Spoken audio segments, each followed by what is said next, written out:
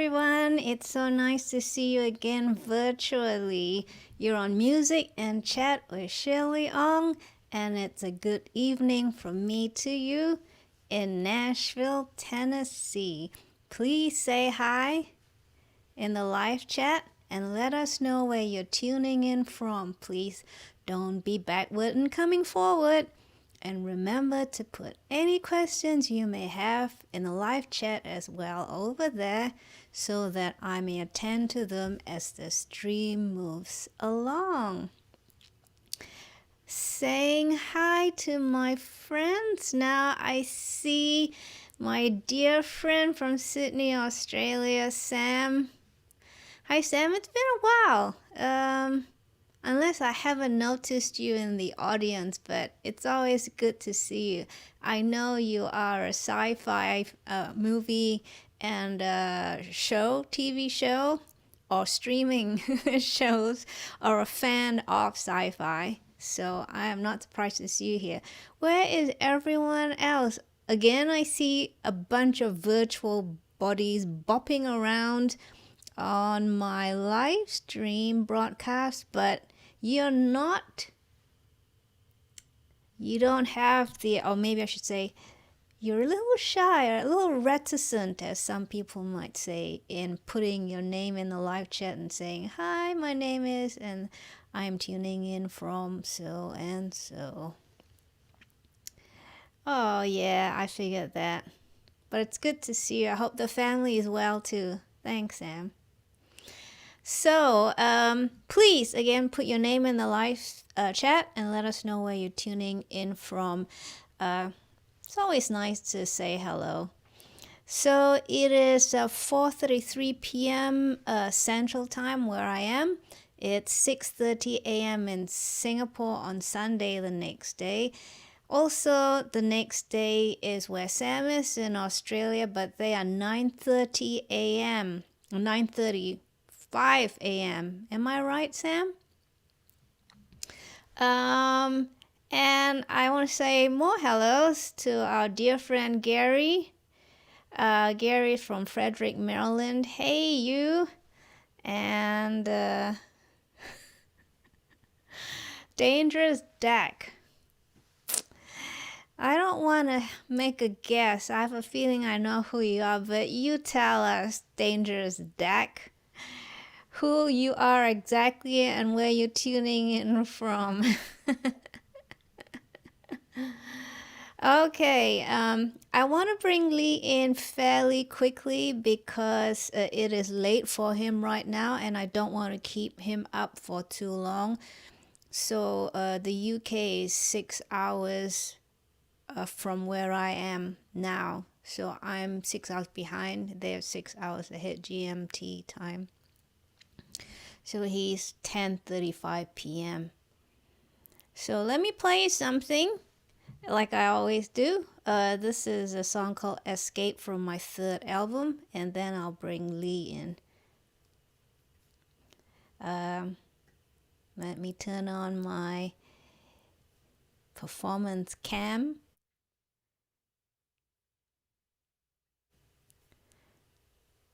So, I'm gonna play the song Escape. Sorry, I'm just reading your live chats quickly. A little distracted, but here I go.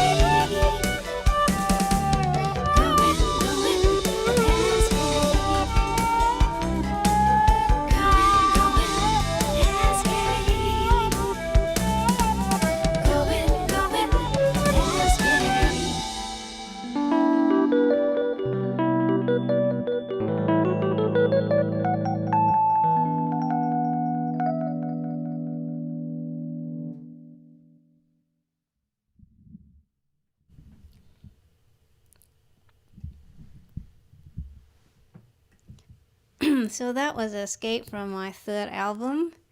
I want to say hello to a few more people, but so now we know Dangerous Dak.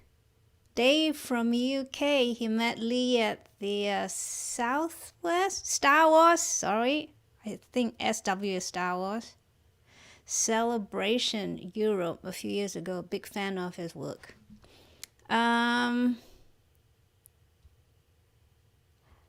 Captain Phil, yes, of course. I remember you.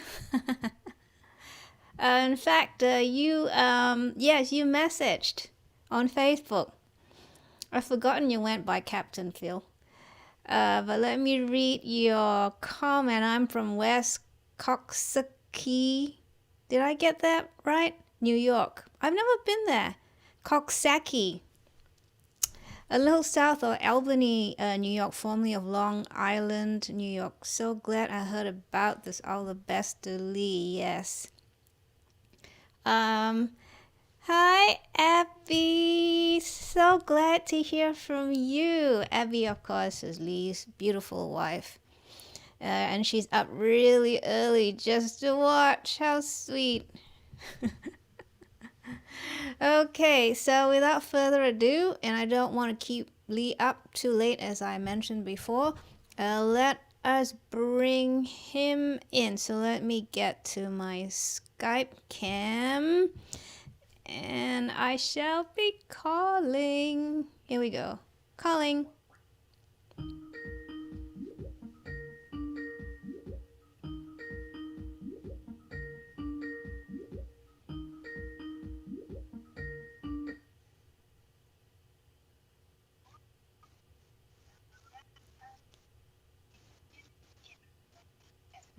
Lee. We on? We can hear you, but we can't see you. Boop, boop, ha, ha. Hello. Magic. Can you hear me now? Yes. Okay. I can see you and hear you. And I just said hello to your lovely wife too. Abby's. She made Abby is here. Yeah. It's very early there, so she. I said that she could, get up, say hi, and then go back to sleep. So, because it's like 6:30 in the morning in Singapore. So. Yeah, I told the viewing audience. Everyone knows I usually chime in with what time it is in Singapore and Australia, because that's where my peeps are. Cool. So Lee, when we last spoke to you 3 months ago, approximately. It was November. Yeah, seems like yesterday. I know, time flies. I don't know if I was having fun for 3 months, but the time certainly flew.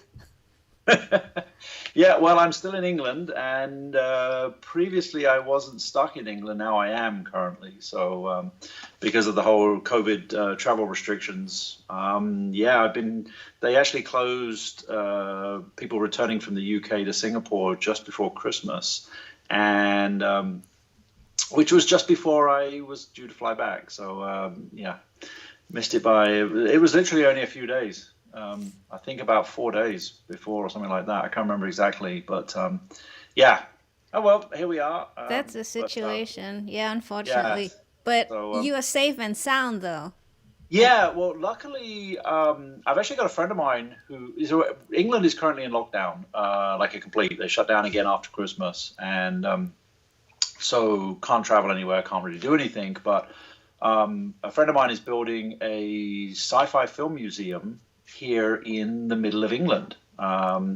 So about an hour north of London, and because it's in the construction phase, they're allowed to do limited construction with limited amount of people. So I was like, hey, I can help. I've got a bit of time on my hands, so basically I've been helping out getting this sci-fi film museum ready. So I can't say too much about it, but it's called the National Film and Science Fiction Museum. You can search for it. There's a website. There's a Facebook page. And hopefully it'll be open this summer. So early summer, actually. So it's a bit delayed because of the whole COVID thing. They were hoping to be open in the spring. But, of course, everything's taking – because they've only got a couple of construction people and a couple of electricians. And, yeah, so anyway, it's keeping me out of trouble. I did have a picture here sometime.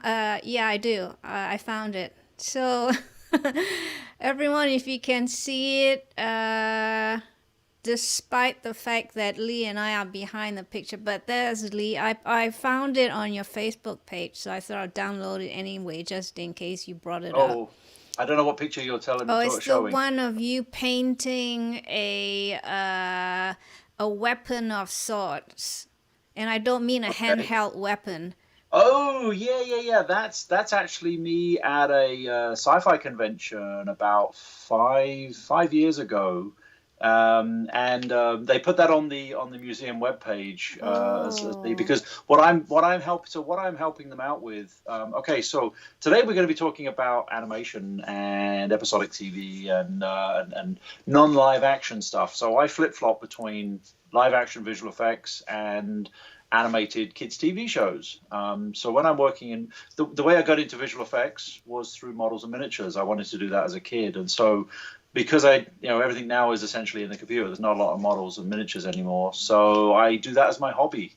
So I've gone back, kind of what I did as a kid. I've kind of gone back to as my hobby because it keeps, like you're still playing your instrument, you use your hands. But the trouble is when you use the computer, you don't get to be quite so hands-on. So it's good to do stuff with models and miniatures. You build, you paint, you sand, you get your hands dirty, and you get to actually, the computer doesn't quite actually have much of a tactile feedback. So, yeah. I understand. So that's what I'm helping them out with. So I'm actually helping. Yeah. So what I'm helping out the museum with is getting them some miniatures and doing some refurb. I'm actually refurbishing an original filming miniature right now, and I've already done one other, and I've already and another. We've actually got two that I finished and one that I'm working on right now. So, okay, so that picture was not of you at the museum then? Not actually at the museum. Oh, it was just one. My apologies. No, it's okay. That's okay. So, but that's kind of what I'm doing at the museum. I'm just, it's a bit messier because I'm actually in like a workshop area. So, but it's cool because I'm literally in this little room off to on the side on my own, so I don't have to interact with people and put masks on all the time. So I can go in there and do stuff, and if I want to keep people away, I just spray some paint and they disappear away and keep them. What at the people? Yeah, well, usually I spray it at the model, but I it kind of wafts around the room. And people don't hang around too much when there's paint fumes. So, but yeah, so today, we're going to talk about the other half of my life. Yeah, and I've got several things lined up. My work life, I should say. Yes. And for those who missed Lee the last time, he did talk about 3D model making in Iron Sky, CG asset creation on Battlestar Galactica, and all sorts of other fun stuff, including his VFX supervisory type. Supervision is probably the best. Yes. Supervision. Yes. Supervision. Yes. It's like supervision. I know. I was just thinking that supervision. Wow. I guess that's how it came about, right? The word. I don't know. Well, you're thinking of Supermarionation, which is Gerry Anderson's. That was the term that they came up with just to make it sound like not puppets. So, you're jumping ahead of me now. I know. Yeah. So. But that's the way our brains work, right? But that's what got me. I tell you, that's what got me into all of this. I saw Gerry Anderson's Thunderbirds when I was about 6, and. Here I am now talking about it. Yeah, so let me show some pictures of some picky since we're talking about Gerry Anderson already. So here is the Thunderbirds, or at least a picture that I downloaded of 3 of the blokes. 3 of the Tracy kids. The brothers. Yes, 3 of the brothers. Tracy I don't know brothers. I can't see the picture that you're putting out, so I don't know. Yes. It's right. I'll tell you what. Hold on. Let me do this. There we go. I can put us over in the corner. There we go.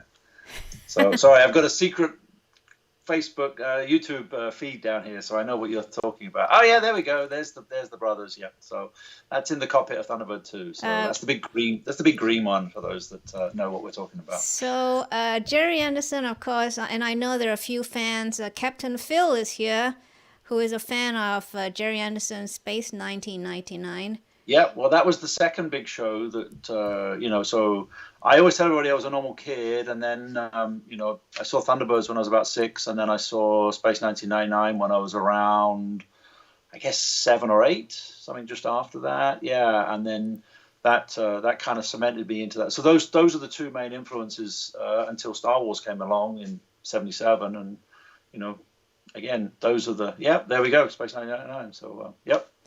As a kid, I did watch the reruns. I think they're reruns. Yes. But yeah, I was always fascinated by science fiction. So anything to do with science fiction, I watch.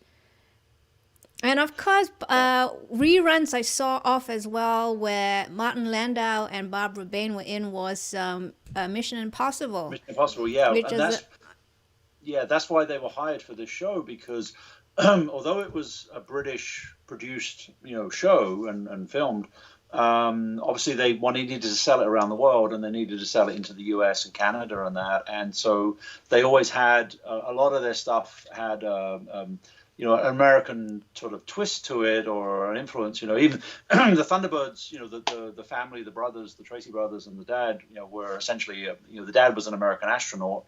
And although they lived on an island in the Pacific, but they, so they were kind of an American family. But then they had their British, secret agent, who was Lady Penelope. So there was always her. There's always a hook back to something British, even though it's trying to be a little bit of a. And Space 1999 kind of did the same. They had obviously they hired those two main characters, and then they had British characters, they had Australian actors, and so they tried to make it but yeah. But we should talk about animation. That's what we're here for. Yes. I just want to talk about that because I know we have fans here of Space 1999. So still a fan. So, and I'll give a plug actually to the museum. Because if all goes to plan, the original miniature for the MoonBase Alpha, which was a huge 3 meter across miniature, is going to be on display there. So at the museum, we're actually having to put it on a wall vertically. It'll be a 3 meter by 3 meter wall. So this is the original miniature. The original miniature, yeah. Wow. Yep. A friend of mine is a collector, and he said that they can borrow it. So we're just trying to figure out where to put it because it's big. Yeah, 3 by 3. Yeah, so 3 meters. 3 by. So it's that is very big. That's like 10 feet. About it's more. 10 feet. It's going to be 11.5 feet high and 10 feet wide. Wow. Yeah, for the US, it's. That's huge. Yeah, I know. That's why I did the conversion. It's okay. I lived over there for long enough, and I'm well versed in both. So. Yeah, I used to do trade show designs, design booths and things. Not that I designed it, but I had to do trade show designs, booth designs for my company. And I always remembered that the width of a door was about 3 feet or 1 meter. So I do a quick, visualization. 3 of these doors would be. Yep. So there's some other Space 1999 stuff will be there. So. Wonderful. So moving on to Gerry Anderson, who was known for his use of electronic marionettes with movable lower lips, which open and close by means of solenoids in the puppets' heads or the chest. And this, as you said, was called Supermarionation, which powered the Thunderbirds Are Go, as well as the original Captain Scarlet, which was a series in the late 60s. They were both somewhat... Thunderbirds came first before Captain Scarlet, wasn't it? Yeah. So in the new Captain Scarlet of 2005, Gerry did one better with Hypermarionation, which what I understand is... Lee? Well, Gerry, the backstory on the puppets and the Marionation is that Gerry was never a fan or a proponent or whatever of puppets. It was just a medium. It was a way to tell a story. And his company was actually hired to produce a kids' TV show with puppets, with marionettes. And it was successful. And then they were hired to do another one. And then they went, let's make our own. And they carried on. But he really wanted to do live action. So they, throughout the first X amount of years, late 50s into the late 60s, they were doing, marionette shows. And then they managed to be successful enough that they then produced 2 live action shows, which was UFO and Space 1999. Then, once Space 1999 kind of came to an end, that was sort of the end of the main phase of Gerry's work. He then did other shows and pilots for shows and shorts and things like that, and did some films. There was a couple of films that they did. in the 70s as well. So then, there was a period where he did another puppet show called Terrorhawks, and he did another live action show and other bits and pieces. And basically moving to the, essentially the 21st century, into the 2000s, obviously CGI was becoming the thing to do. And so he'd actually been looking at trying to get, because the thing a lot of people forget is that he didn't actually own the rights. He sold off a lot of the rights, or the rights were owned by another company, ITC generally. Captain Scarlet? Yeah, so he didn't actually technically, so there's certain properties he owned the rights to, and certain ones were done for other companies, So he was looking at sort of licensing back, some of the properties, and obviously wanted to maybe do a Thunderbird show, and but one of his favorites of the marionette shows was Captain Scarlet, and so he was like, well, and they produced, I think it was around 2001. Somewhere 2001, he produced a short kind of a CGI Captain Scarlet, sort of a demo, like a little couple of minutes demo, and managed to then raise, I don't know how many, 10 million pounds or something, in order to then produce a Captain Scarlet TV show. And I got involved with it because of Ron Thornton, who is our a lot of people know as one of the gods of early CGI with Babylon 5 and stuff like that. And he was older than me, but he was obviously he'd watched Thunderbirds when he was a kid, as well, a few years before I did. But he was heavily influenced by Thunderbirds.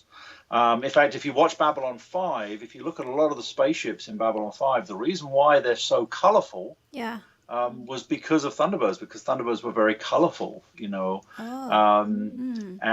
so that was one of his big influences. So he was actually contacted by Gerry to help him produce this new Captain Scarlet TV series, and he contacted me because he knew I was a big fan of it as well, and I watched a couple of episodes on YouTube last night, and they do acknowledge Ron Thornton as CG producer. Yes. So he was hired as a CG producer to basically oversee all the CG productions, and then he basically, they had a bunch of staff that they'd already brought in, and then he brought in a whole bunch of new people to help get it produced. There's a bit of a story behind why he was involved, which I don't know if it's more of a production background. We talked about it the other day. I don't know if that's what people want to hear, all the dirt about the production. Yeah. But there was a problem. What it was there was a problem with the production. It wasn't necessarily Gerry's fault. It was to do, because Gerry hadn't done CGI animation before, so he hired another company to actually help him produce the CGI animation. And that company actually, although they'd done a lot of CGI, had never done kids CGI animated TV weekly series. They were actually a film visual effects company. And so they didn't actually know what they were doing as far as producing a weekly TV show. They could produce really good CGI, but they were used to doing movies. And, when you're making an animate, this is 15 odd years ago, plus years ago, when you were doing CGI for movies, you were producing, I don't know, a few hundred shots for a movie, on CG animation, you're producing 300 to 500 shots every episode. So you multiply, let's say 400 shots multiplied by 26 episodes for a series. I don't have that in my head as how much it is, but that's what, I don't know, 20,000. It's thousands of shots that need to be produced. And, they just weren't used to being able to handle that sort of volume. So what happened was there was some problems with the finance provider, who kind of went, hey, you guys have been working on this for a year and you haven't actually finished anything. And they were looking at pulling the funding. And so Ron was contacted to come in and bust some heads and get it done. And that's where he brought me in, because he needed to bring in some people with episodic experience, to be able to knock out stuff rapidly. And we had about 2 months to sort of save the production. So he hired, me. I then had a team in Los Angeles. There was another team in Florida. There was a team in Scotland. And then there was his team in London. And basically we rejigged the whole show and luckily managed to produce 2 episodes. The first 2 episodes, so if you watch the first 2 episodes, they're a bit rough and they're a bit chop and change because. So where it's really good in those first, where I'm talking about visually, the really good stuff was probably the stuff that was done by the first company. But that took them a year. I think I watched episode 3 and the one called Proteus. Ah, okay, that's the Mars one, yeah. All right. So, but yeah, so the first one's a bit of a mishmash, and as I say, there was a bunch of stuff. We literally had, weeks to produce 2 episodes, and we managed to do it, and So I unfortunately had to go back, to work on another show that I was already a little show called Battlestar Galactica. But after season 1, I left and went back over to England, because I got to work with Gerry Anderson. I mean, Gerry was the guy why I watched Thunderbirds. Of Space course. 99. This was one of the reasons I got into the whole industry. Absolutely. So it's like hey, I want to go. Yeah, I want to work with that guy. And so I did, Wonderful. So Yeah. before I show a quick clip, I have a question already from Captain Okay. Phil. Captain Phil Captain says, ask Lee what Gerry Anderson property he'd like to work on if it was brought back, like Captain Scarlet or the new animated Thunderbirds series. Well, obviously, Thunderbirds. Now, they did produce a new Thunderbirds TV show. It was produced by a company in New Zealand, which is was a side. So everybody knows Peter Jackson, and his sort of side guy is Richard Taylor, and the two of them are Weta and Weta Workshop, and so Peter is kind of the director, writer, producer side of things, and Richard is the physical side of things, let's say. So he is he makes the makeup and the costumes and the props and the models, and then together they own Weta Digital, which is the CGI company down there. So Richard has another company that does animated content on the side, and they got the rights to produce a new Thunderbird show. So there is already 4 seasons of a new show that was produced. It's now finished. They've completed it, and it actually used miniatures and CGI combined.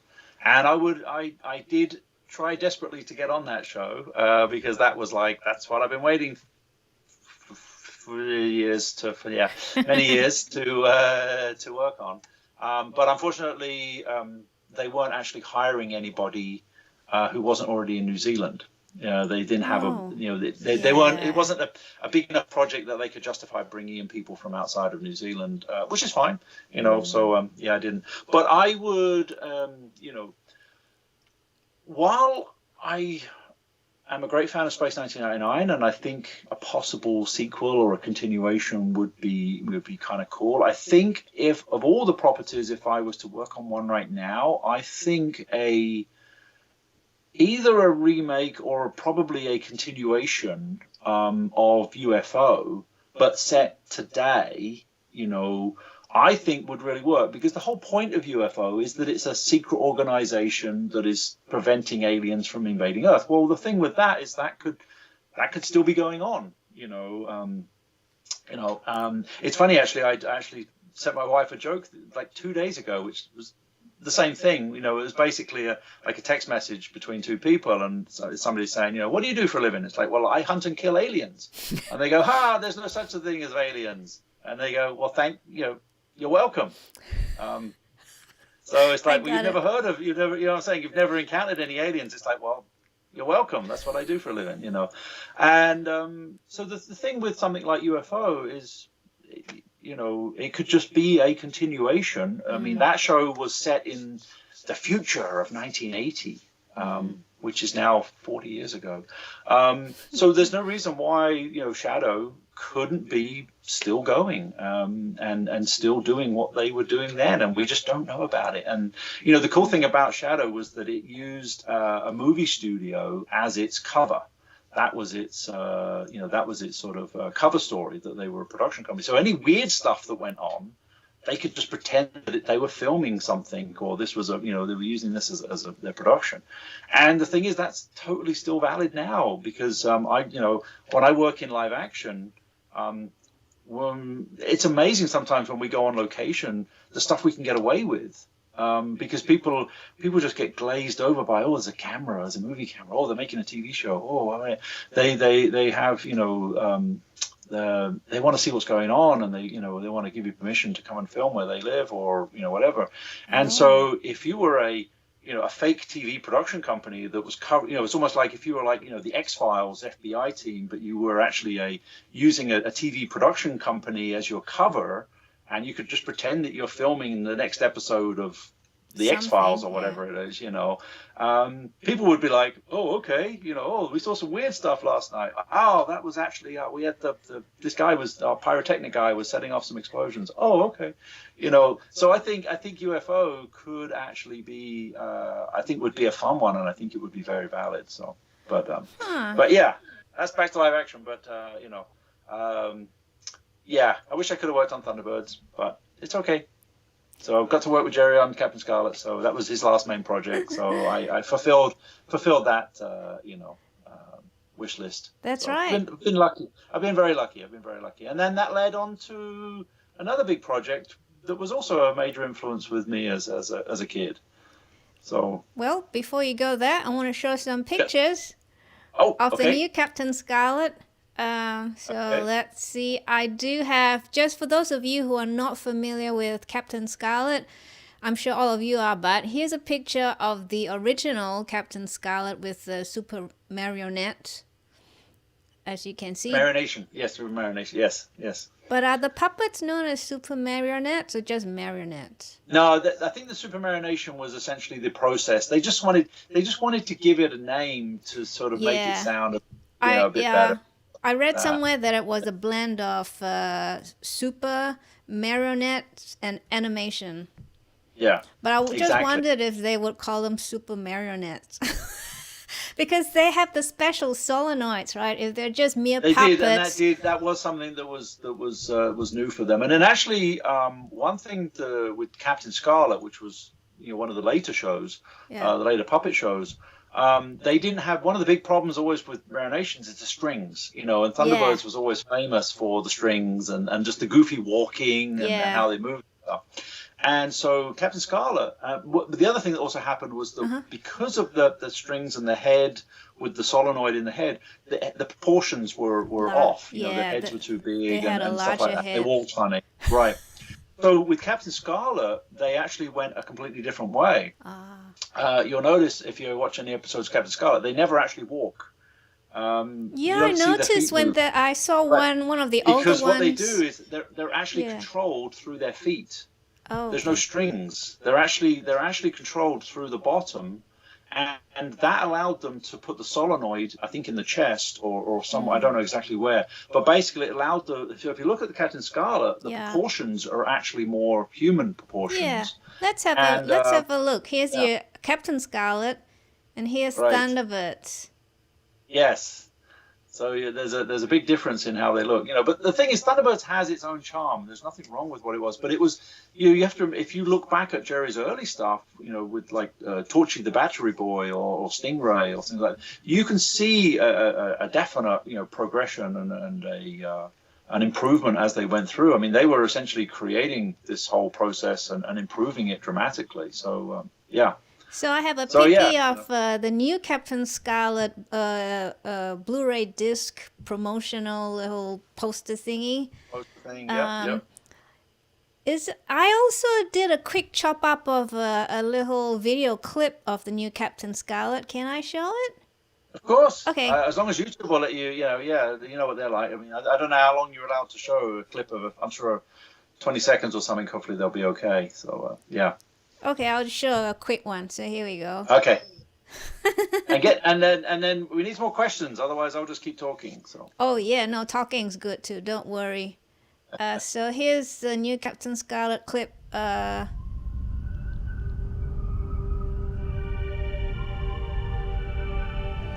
got a fix, but there's nothing out there. We're under attack.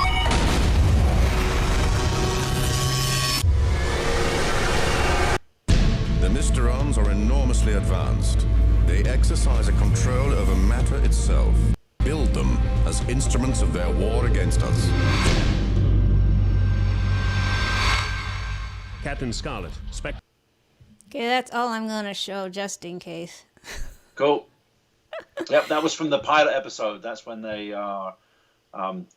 Yeah. So I mean, and Captain Scarlet actually, when we're talking about UFO, and about a secret organization fighting off the aliens, that's actually the same, essentially the same plot as Captain Scarlet is as well. They're fighting off the Martians from Mars. They're fighting off the bad guys from Mars. And I have a quick. The Mr.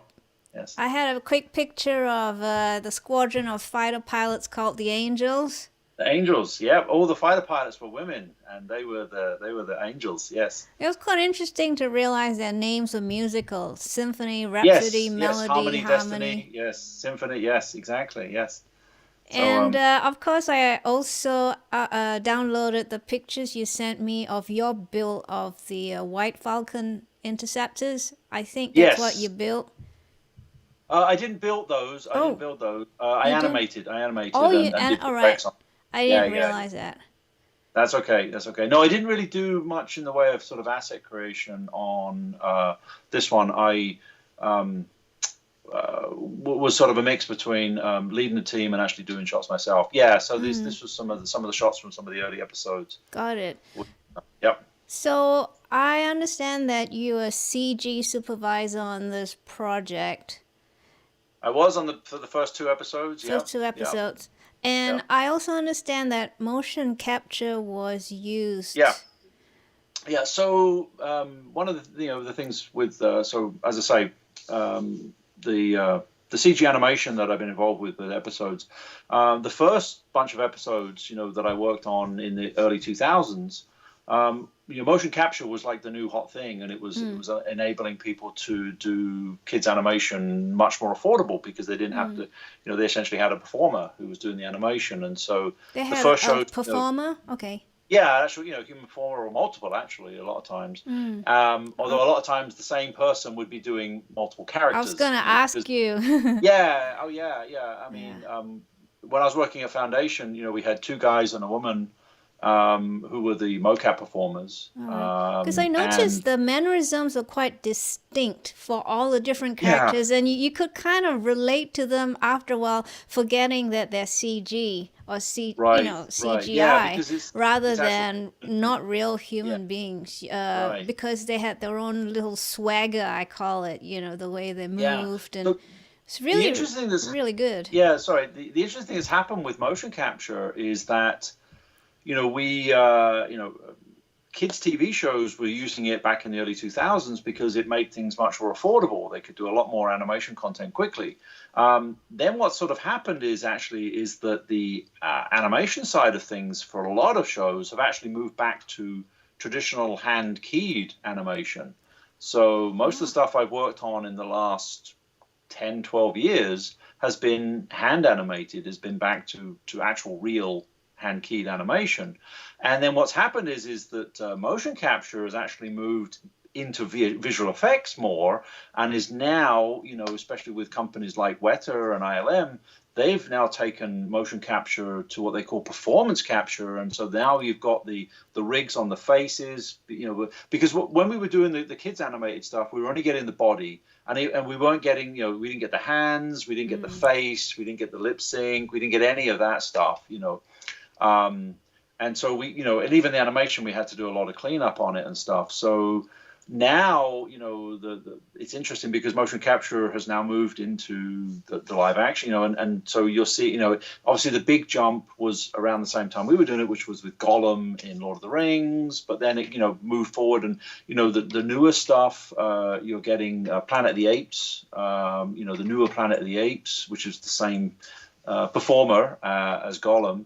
But yeah, a lot of shows now are using motion capture in high-end visual effects, whereas 20 years ago we were using it in cheap kids animated shows. So. Yeah. So from my little read up, I'm told that this motion capture system called a Vicon Yes, MX40. And I have a. I don't remember the actual name, but Vicon was the company. Yeah. Right. So. And I've got a picture of them on the screen right now. Okay. Then that would be somebody probably in a black leotard with a bunch of shiny balls attached to their. Yeah. So these are as the the cameras that are used for their motion capture have got more and more high resolution and more sophisticated. Yep, there you go. That's a pretty typical looking mocap suit. They've got more and more complicated, and they can pick up a lot smaller motion. So before, we literally could only have like a ball on the elbow, a ball on the wrist, a ball on the shoulder, things like that. There wasn't really an awful lot. We got the basic joints. Now, they've got the fingers, they've got the hands, they have multiple. They're getting, almost like, with the chest movement, so you can almost get like the breathing or stuff like that, or somebody, you can actually get all of that. You're actually getting more of the performance. And then, of course, the big thing now is that they've got the head mount, and they put the dots, and the dots now are tiny on the face. As I say, we were using these sort of reflective balls that were, yay big, and now they're just like little tiny dots on the face, and they can now pick up the entire facial performance and all of the cheek movements and the brow and everything. They're even picking up the eye direction by scanning. They've got a camera that's effectively scanning the pupils, and they're actually picking up where the eye movement's going. So it's a lot more sophisticated than what we were using back 20, 15 years ago. So do you think this will spawn, or this has already spawned, not spurned, spawned a whole new category of actors and actresses? Let's call them there are actors.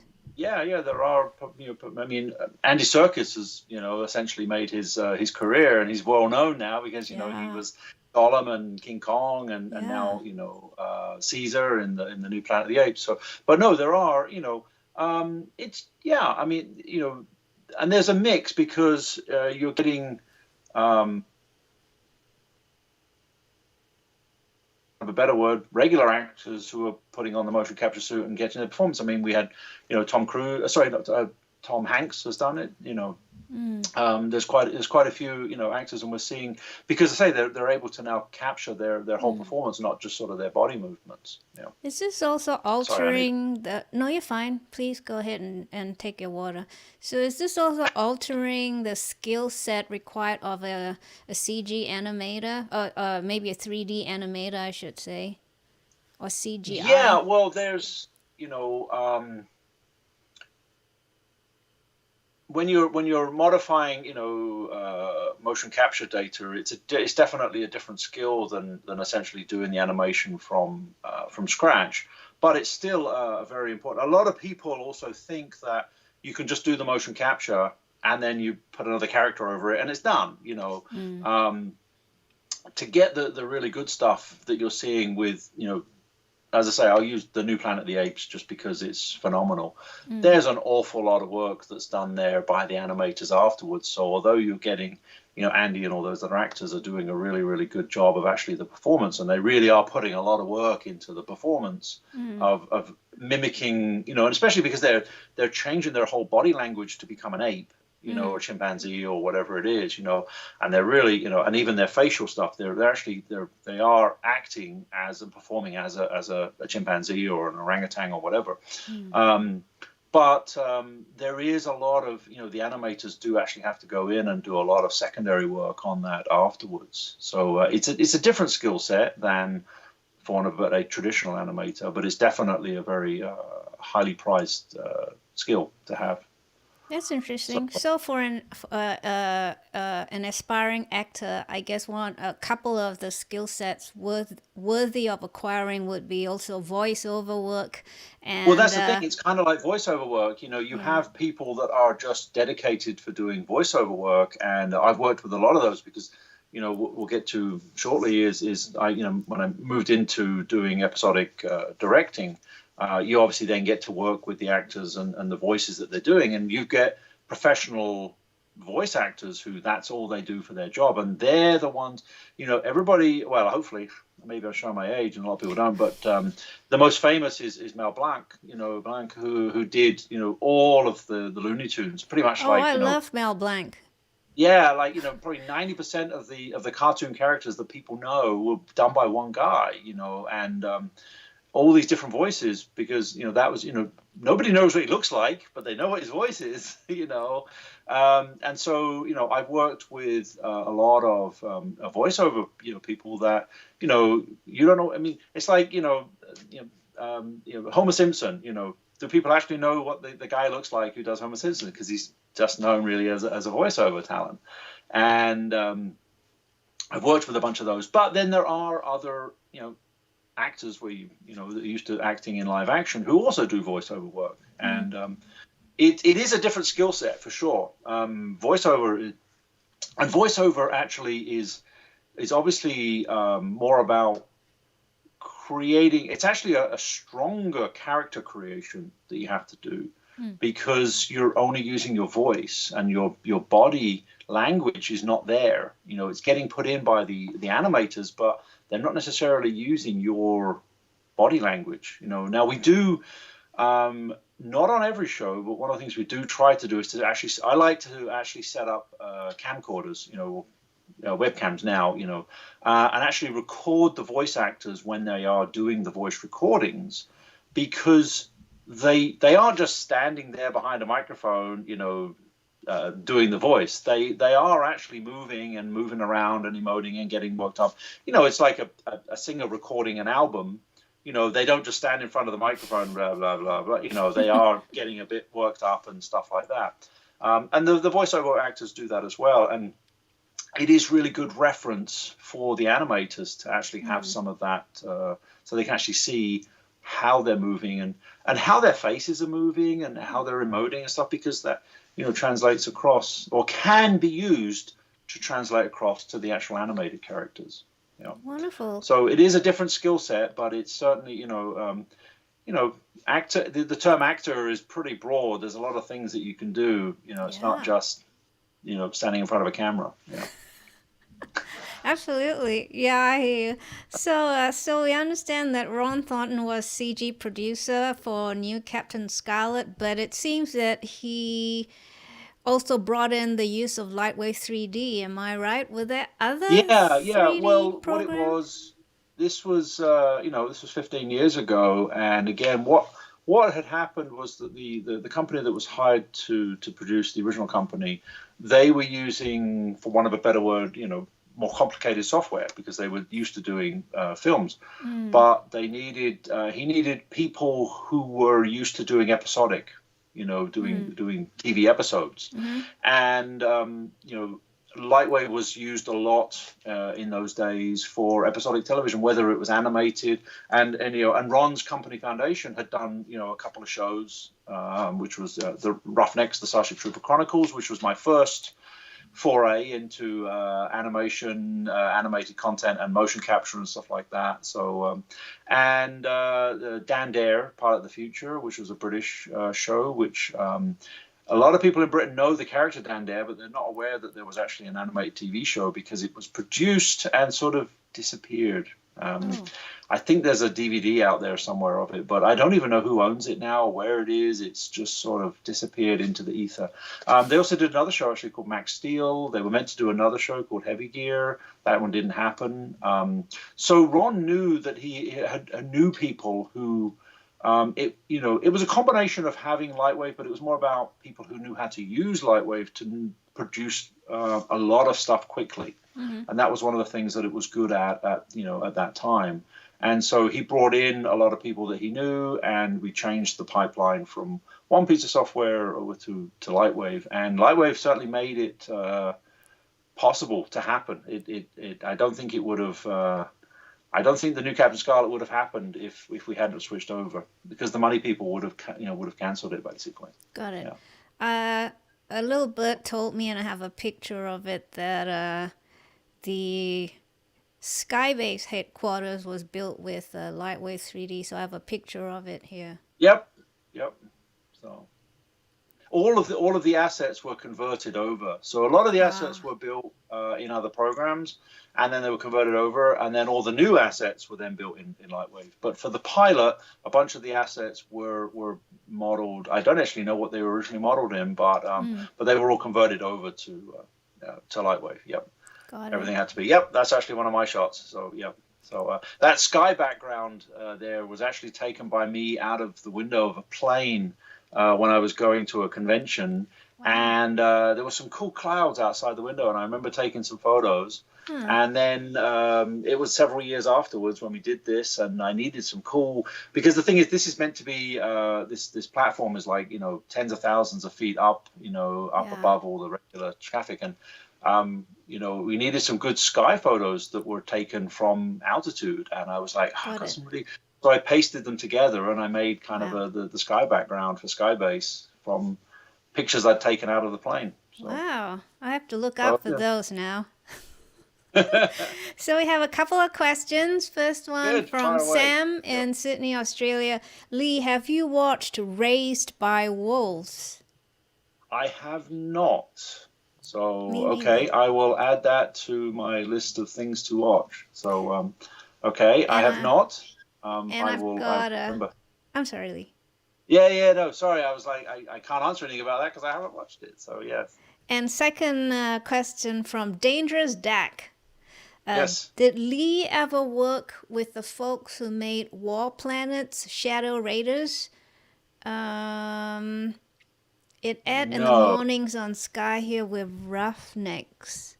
Oh, okay. No, I did work on Roughnecks. That was actually my first sort of animated project that I worked on.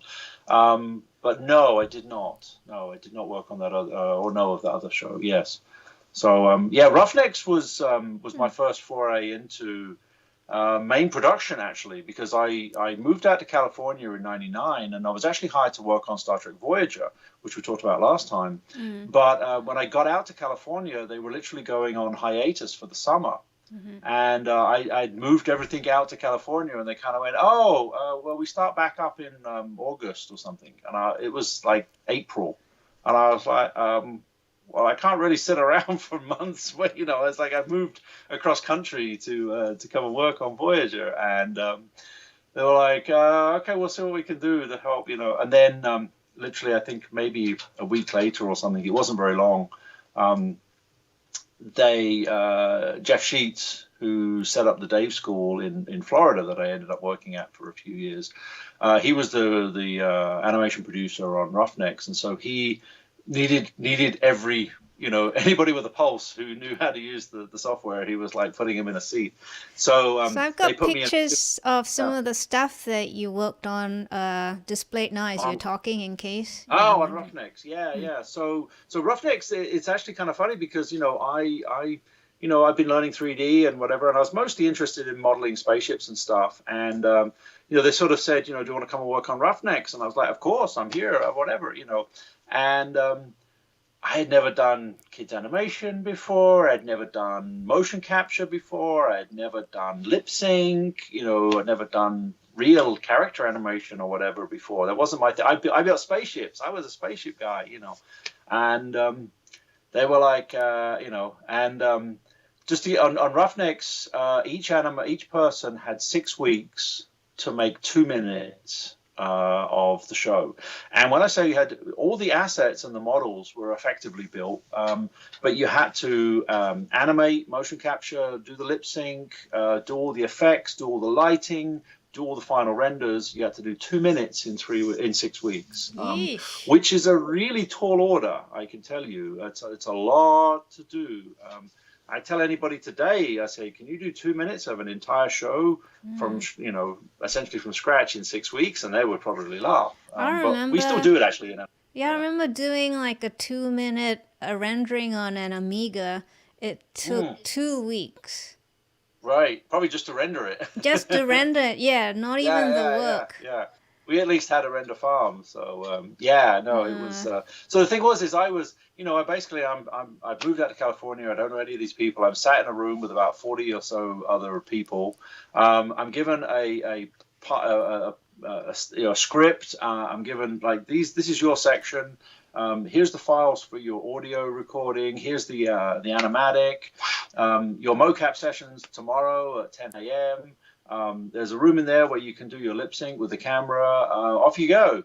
I was like, okay, I guess I'll figure this out. But I tell everybody actually that it was probably the most productive learning experience I've probably ever had, because, you know, I was in this room with 40 or 50 other people. We were all in this one big room, and you know, a lot of the people there, this was their first job out in Hollywood land. A lot of people, most of the people there had moved in. You know, Jeff had actually hired people in from all over the country to work on the show.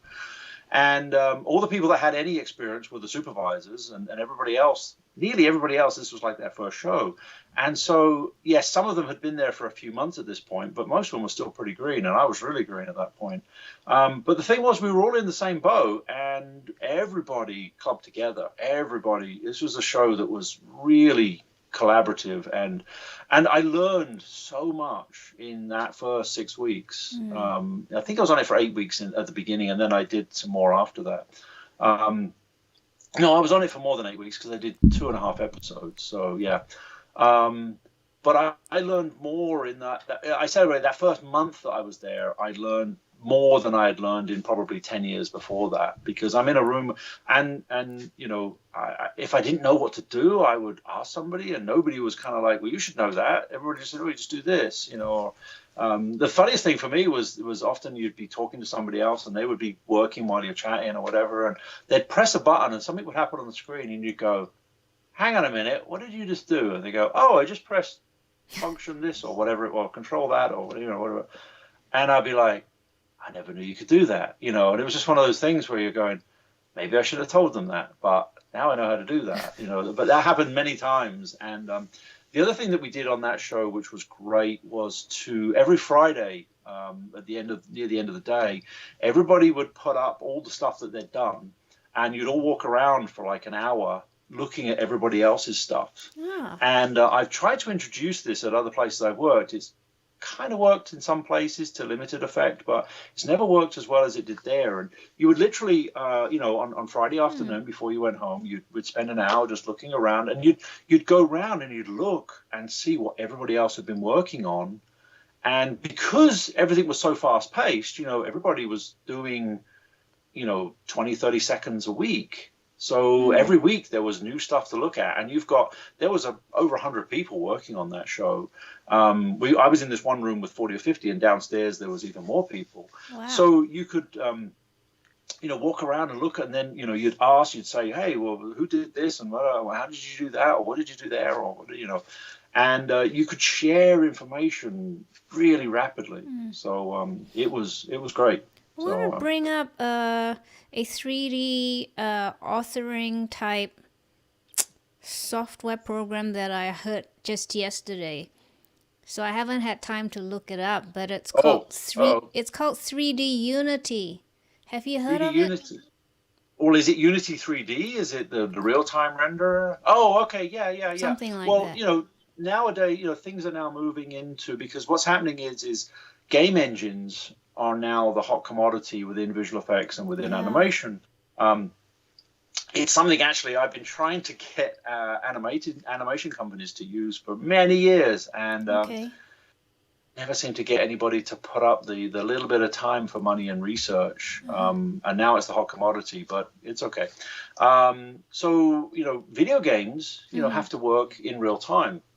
And you know, we're used to in the visual effects or animation of stuff taking hours per frame. Yeah. You know, so tens of hours per second. Yeah.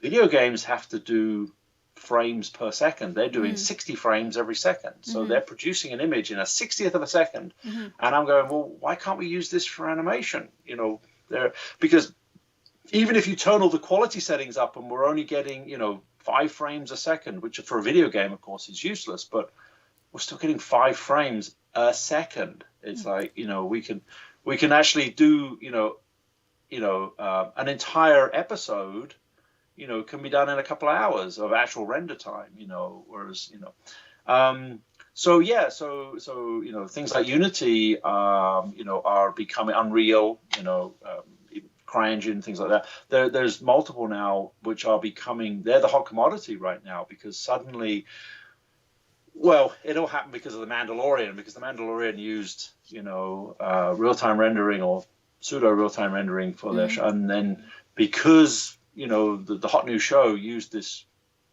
essentially an older product which they've now brought into the newer shows, and used it, you know, on the newer shows, and using it well.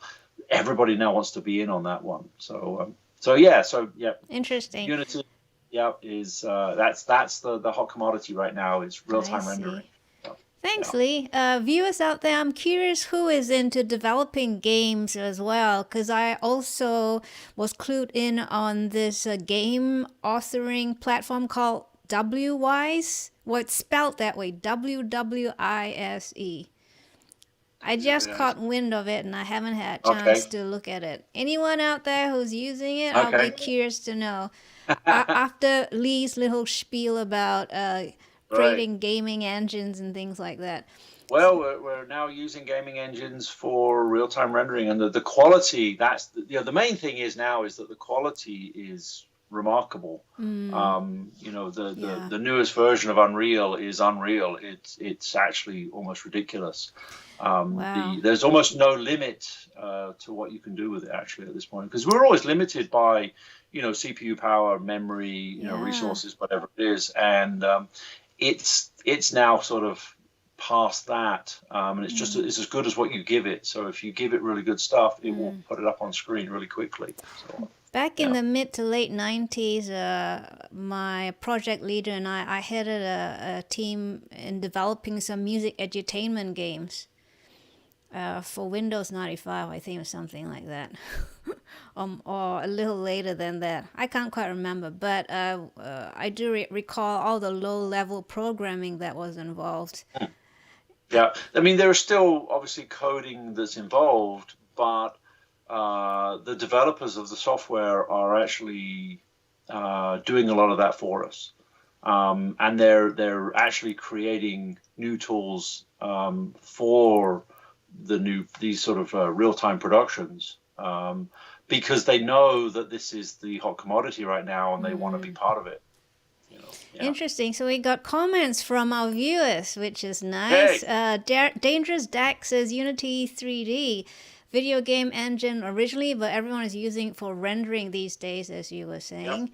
And he also mentioned Unreal 4 as an alternative, such as you did. David Seitzinger. I hope I'm saying your name correctly. Oh, I've heard that name before. Oh, he says we use Unity to create slot machine games. It's funny because back in, I don't remember which year it was, because, I did a period of 3D animation because I felt it in my blood and I thought it was something I wanted to pursue. So I applied for a job in a gaming company. When I say gaming, I mean video games, not slot machines. Not slot games. I didn't get the job. I don't remember why, but I was so keen that I went for a job interview. Right. Hey, why not? And also, Dangerous Dak also mentioned that Wise. Oh, it's spelled with a Y. Okay. Wise. Wise is a sound engine for video games. Oh. Maybe, that's your department. Maybe that's a different one. Oh, okay. Yeah. Okay, get it. Like sound effects. Got it. Okay. Oh, thanks, Dangerous Dak. You're very helpful today. So, on to the next project that Lee was involved in, Star Wars Clone Wars. And that was a Lucasfilm production from the Industrial Light and Magic facility. That was the one. No, not Industrial Light and Magic. No, wasn't? No, Lucasfilm Animation. So thank you for the correction. No, it's okay. So Lucasfilm is sort of the up there, and then they have branches out. Yeah, like the umbrella, like a holding company kind of idea. Yeah, well, they had, there was essentially 4 or 5 main companies. Okay, got it. So this was Lucasfilm. Industrial Light and Magic was one of them. They have Skywalker Sound, which is one of the biggest names in sound post-production and Foley and sound effects and things like that. They obviously have their film production side of things. They have their licensing and merchandising wing, and they actually have an education and sort of investment charity kind of wing, which most people don't know about. But I don't know much. I don't know much about that because I just would see it on the letterheads and stuff. And then they set up a new division called Lucasfilm Animation, which was essentially charged with producing an animated film and an animated TV show. which was the Clone Wars, Star Wars: The Clone Wars. Okay, Yeah. I want to show everyone some pickies because I'm into showing picky mood. And I say pickies because I'm Australian and Aussies call them pickies. So Pickies. sometimes I lapse into what I'm familiar with. So if I say I got to go to the loo, I know you understand me. Right. Yeah. It was when I first visited India. In India they say clicks. So that's what they call pictures. So it's like, can I take a click? It's like taking a picture. It's a click. Wow. So yeah, you get different words in places, but you figure it out pretty quickly. Oh, okay, I get what it is. That's a picture. Oh, well, that's good to know. I'm a collector of crazy information. It might not seem important right now, but it will be one day kind of thing. Right. Yeah. Yeah. So I've got a poster of Star Wars, the Clone Wars, but this one, we'll talk about that later, or Lee will. It's got the Disney stamp on it, but Lee will talk about that later. But we won't quite now because I want to show the movie posters of Star Wars: Attack of the Clones, which is the movie that took place, before the Clone Wars. And then Revenge of the Sith, which comes after the Clone Wars. For those of you who have not watched it in the proper series yet, this is what I was. Yeah, so the Clone Wars animated show basically takes place between episode 2 and episode 3. So, which is what I think your diagrams are now showing. Yeah. You should see it in a second, I think. Which is interesting because, when we were first introduced to the Star Wars universe in '77, one of the important things is, Obi-Wan, says, I served in the Clone Wars, with your father, and then they kind of forget about it and they move on. And you're like, oh, wait, hold on, okay, Tell us about the Clone Wars, Yeah, so it was sort of like, and then when we heard, the prequels are coming along, we'll kind of have, we'll get to find out what the Clone Wars are, what are they all about, and we get episode 1 and we get episode 2, and episode 2, it's like, it finishes with, I think Yoda saying something like,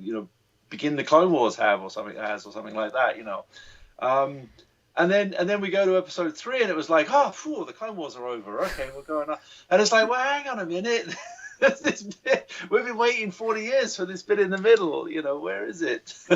So thankfully, there was a 2D animated Clone Wars TV show, and then George decided they wanted to set up an animation company, and doing the Clone Wars as an animated CGI show was what they wanted to do. So yeah. So you worked on the series between 2008 and 2010, also known as seasons 1 to 4.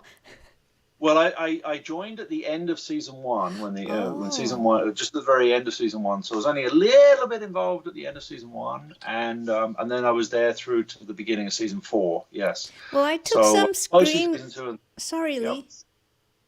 It's okay. I took some screen grabs and created a mini video clip, so I want to show that quickly. Okay. It's got no sound because they're screen grabs, so don't ask me where the sound is. Okay, that's okay. That's better for YouTube because then they don't, kind of go, oh, no, you can't do that. Yes. So here we are.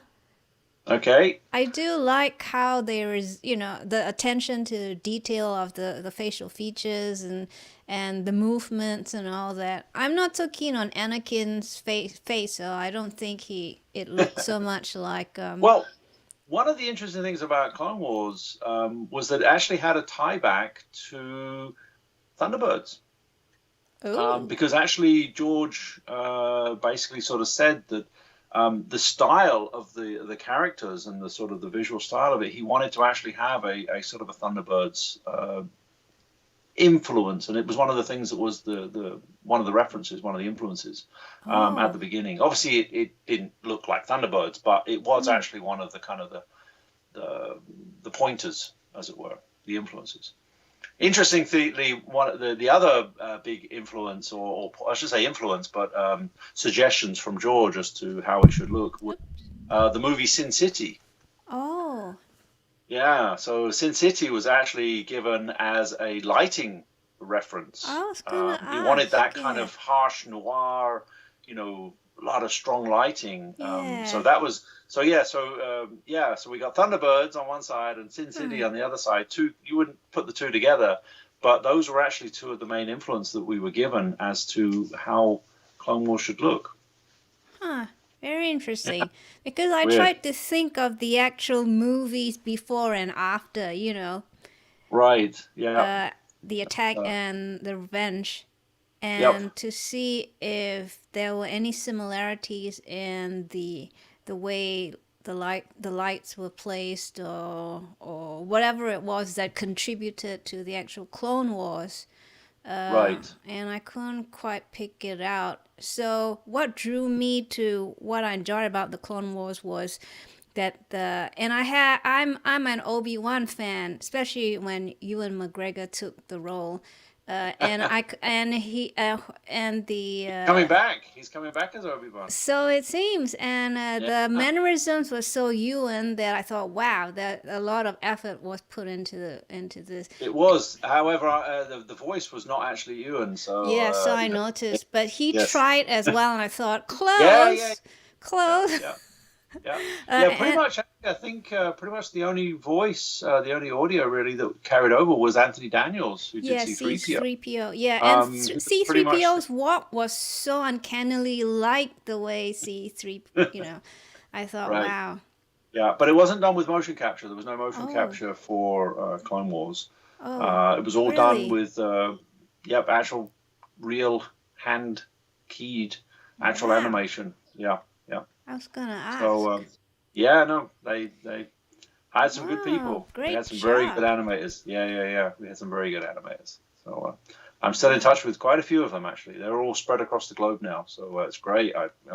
Some are down in New Zealand working at Weather. Some are ILM. A lot of them are in Vancouver. Some of them are still in Singapore. So, we've spread all over the world. So So some of them, like me, have gone back to Singapore. So I noticed there are several CG supervisors, naturally.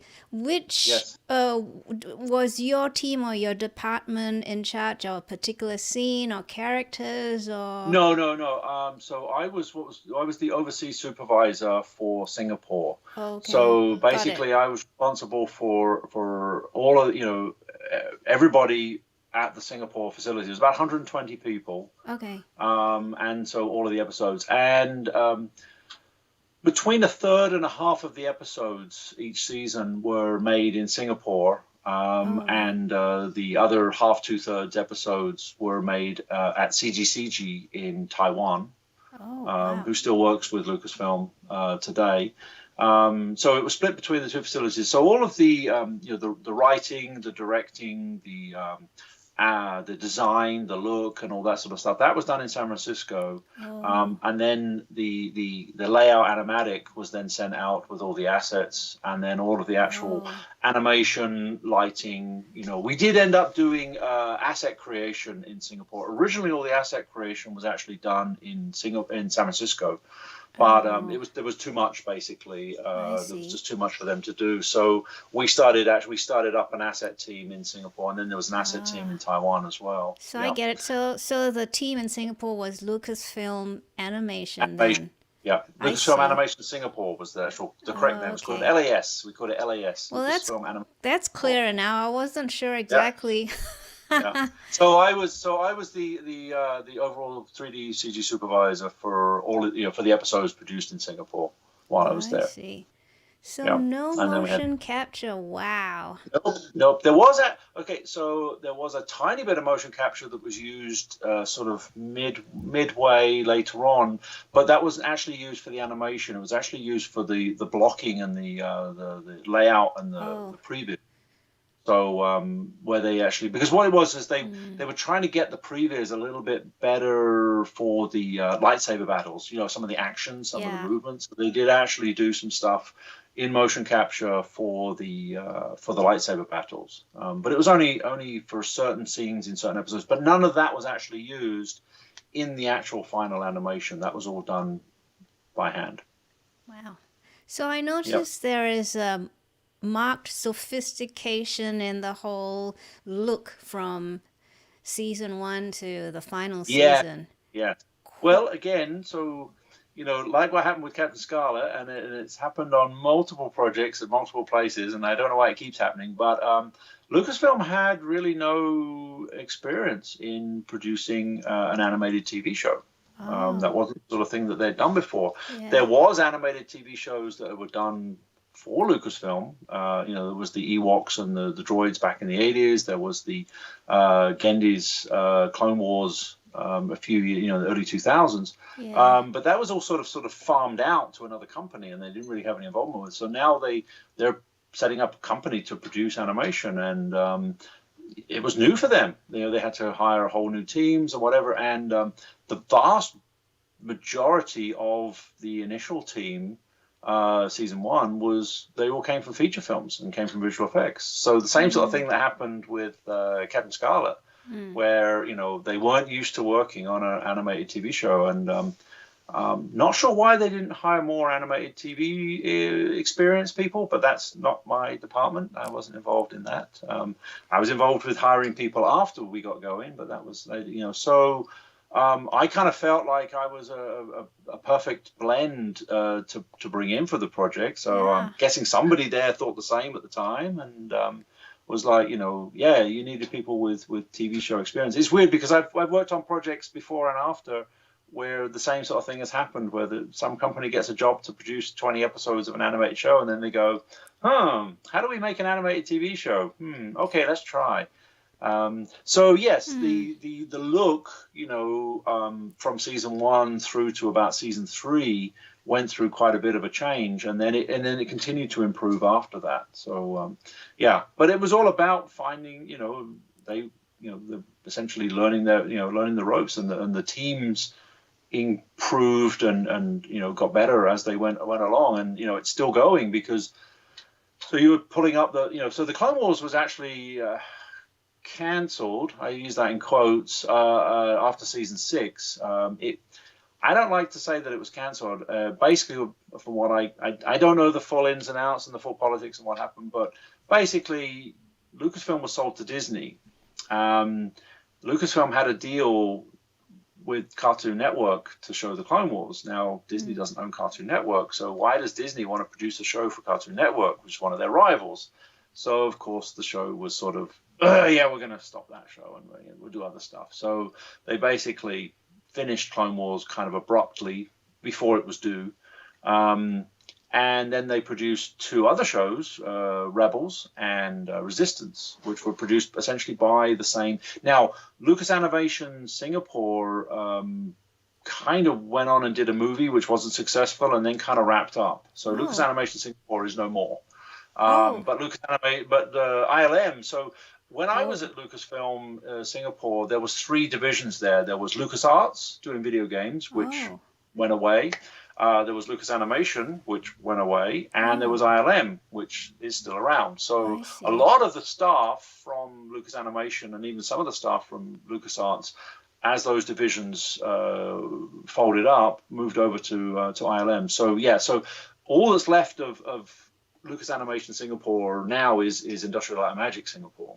So, but it's in good hands over there with some good people. So so most of the animation, so all of the animation is now produced in other parts of Asia. Again, at CGCG, and another company in Japan called Polygon Pictures, and I believe some others are involved now. I'm not sure about the actual day-to-day.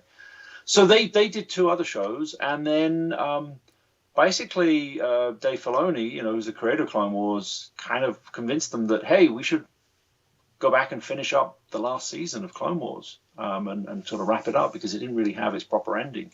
And Disney agreed. So that's why there was a 7th season appeared last year, and was even better than the first season. Yes, it was even better. And had a great ending, and finally everyone went, wow, okay, we've actually managed to wrap it up. The thing that was actually cool about it, I thought, was that if you watch an episode from the end of season 6 and then watch the episodes at the beginning of season 7, there's no difference. You can't even tell. They blended it completely. I mean, they kept, a lot of the same people were still involved. A lot of them actually, and it was great, because I was just like, it's just like you could just hit the pause button for 5 or 6 years, and then just like, okay, carry on, and we'll finish it off. Wow. And then the good news for the Clone Wars fans is that there's another series coming. It's not directly the Clone Wars. There's actually essentially a spin-off of the Clone Wars called The Bad Bunch, which will be coming out, I think, next year, maybe later this year. I'm not sure when it's actually premiering. So, Wonderful. but yeah, but I'm not on that one. So. Aw. Well, You got any questions while we're yeah, we have a couple who just tuned in. Dave and Karen Gillespie from Canada. Hi, Dave and Karen. Yes. They say, hi, Lee. So cool. So yeah, I know them from my flying. So they're both pilots, and Dave used to have a graphic industry. So yeah, so they're actually not involved with animation graphics, I don't think, but more print graphics and stuff like that. But yeah, so cool. Good. That's wonderful. Let's see. I'm scouring the live chat to see if there are other questions. Okay, you can skip over the like, this is boring. Get him off. Bring somebody else on. Yeah. I'm trying to keep the flow, you know. So Dangerous Dak, he is full of comments and knowledge. Thanks, Dangerous Dak. He says, I think Bad Batch is rumored for March this year. March this year. Wow, that's quicker than I expected. Okay, yeah. So I'm not up on exactly what is, you know, current over there anymore. So, but I still got friends who are over there working on the new shows. But you know, normally when they're working on a show, you don't kind of ask them because it's, you know, it's all they can't tell you anyway. Even if you ask them, it's, you know, the thing is because I'm now removed from the show, it's kind of good because now I can just watch it. Yeah. And I don't have to be, you know, I can just watch it as a fan of the show and enjoy it. So it's great. You know, I really enjoyed watching Rebels and Resistance because I had nothing invested in them. You know, I could just sit back and watch them, and it was great. Yeah.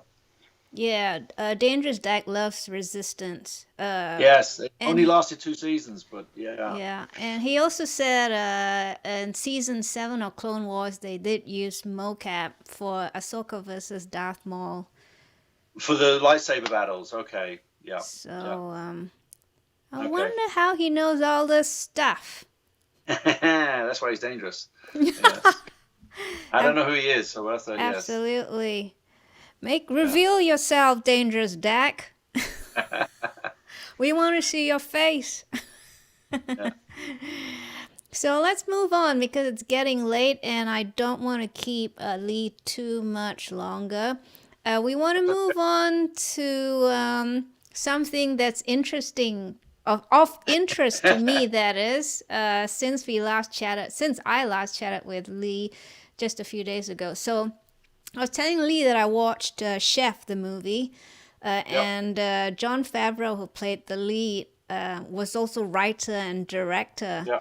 And funnily enough, or incidentally, he also appeared in Clone Wars as the voice of Pez Vizsla, the Mandalorian.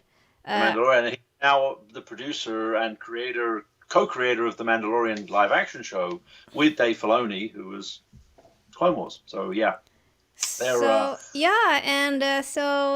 Lee and I were chatting on Wednesday about how Jon's original trait was as an actor, and so I wanted to pose this question to Lee: how common is it for people in other traits to move into directing, and how often do these opportunities actually arise? Not very often, and not very often. It's very difficult. So yeah, so I, you know, flip-flop between live action, visual effects, and CGI, you know, kids' TV shows, and you know, kind of work my way up from being, you know, an asset to doing effects, to doing lighting, to supervising, and then, you know, and you know, there's the old Hollywood thing where, you know, everybody wants to direct, everybody wants to be the director, you know. And it's true, you know, and everybody, you kind of think, hey, I get to be the boss and it's easy, but it's not. It's actually really difficult. But I mean, but I had the same thing. I was like, you know, hey, I want to be a director. It sounds like, you know, cool job. And you know, I kind of pursued that a little bit, and I did some short films, which is a really good way to learn. And you know, even doing something that's 10 minutes is a lot of work. It's surprisingly hard to do. And when you're doing a short, you don't have so many people asking, or dealing with, but when you then get onto a fully fledged, show, you might have hundreds of people that are all kind of like looking at you, waiting for an answer or waiting for you to push them in the right direction or stuff like that. So, so it does happen. I mean, there's a lot of actors who have become directors, writers, producers, doing other jobs. People like, Tom Hanks and Clint Eastwood and Jodie Foster and things like that. There's quite, Jon Favreau.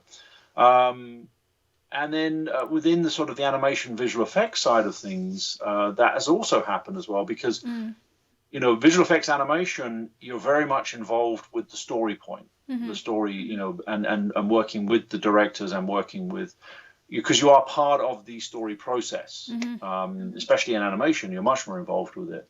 And some people have. It is really, really difficult because people kind of go, well, you do this. And there is a tendency where people do tend to put you in a box and go, well, you do that job. That's all you can do. That happens to me all the time. Right. Unless you know my background, you think I'm just a theremin player. Right. But please go on.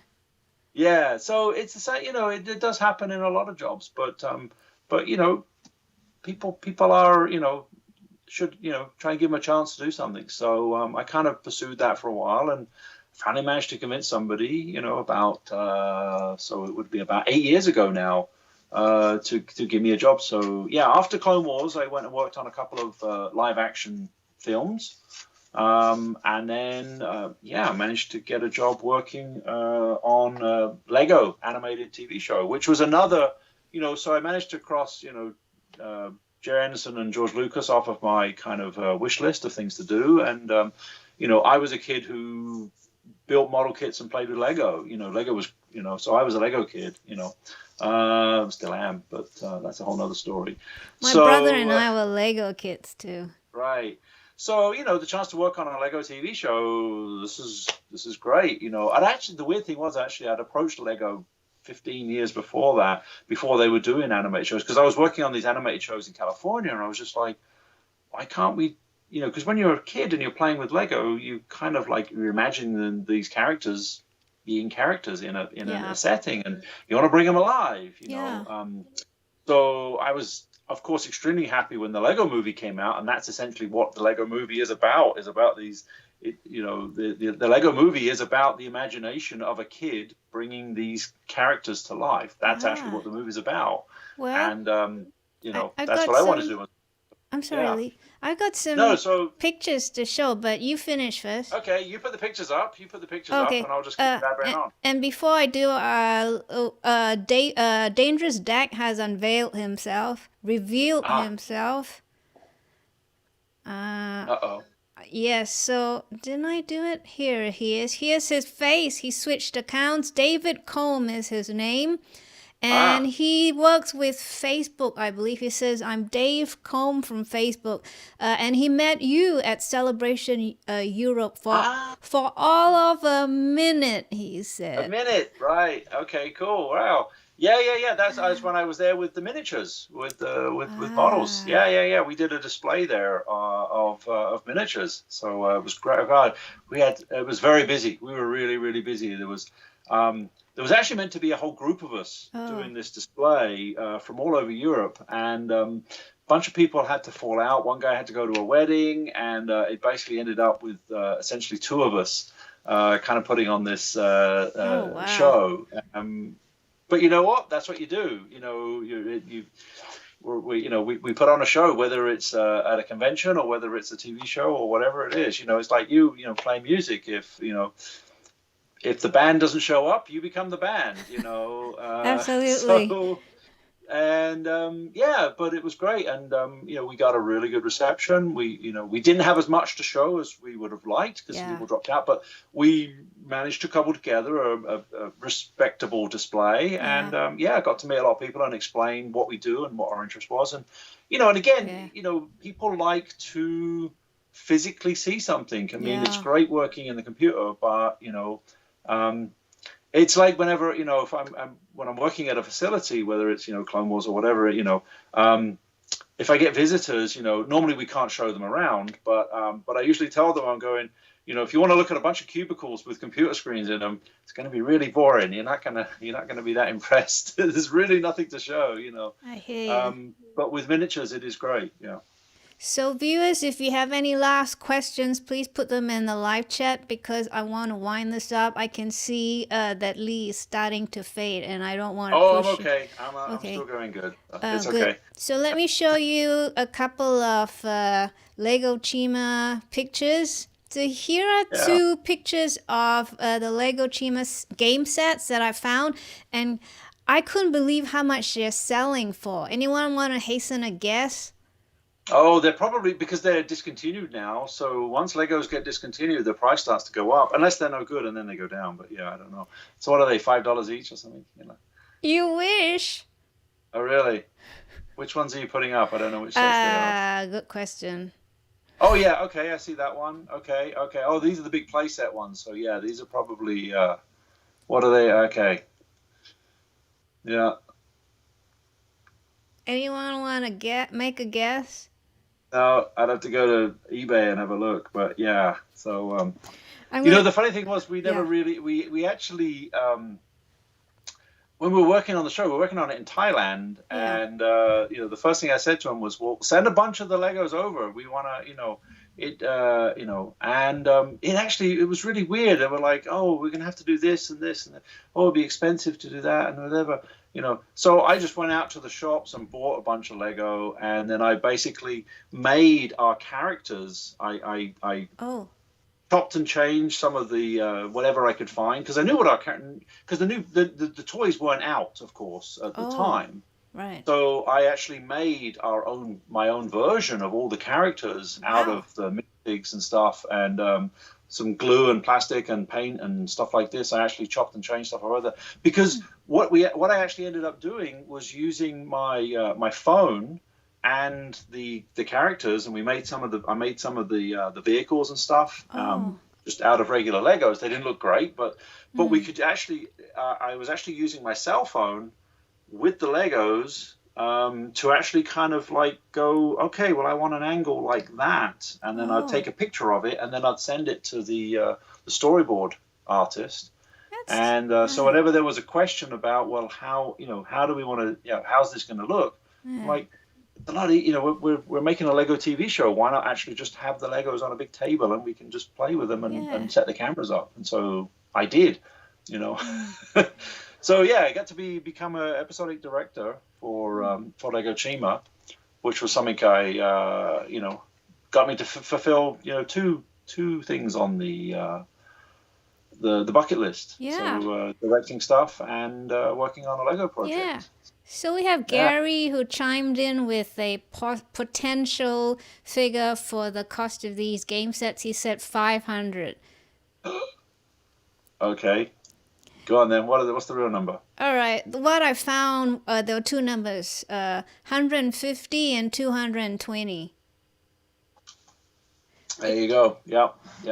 So I wish that's actually cheap. That's actually cheap for Lego standards. Some of the collector sets are well into the thousands. It's kind of crazy. Wow. So, and I have a couple of pictures, like a montage, I suppose, of some of the screen grabs from at least one of the episodes I saw, or a trailer of sorts. Right. Yeah. Which Lee you will see in a second. Okay. Yeah, I'm a little bit of a time delay when I actually see what's going on. So, yeah.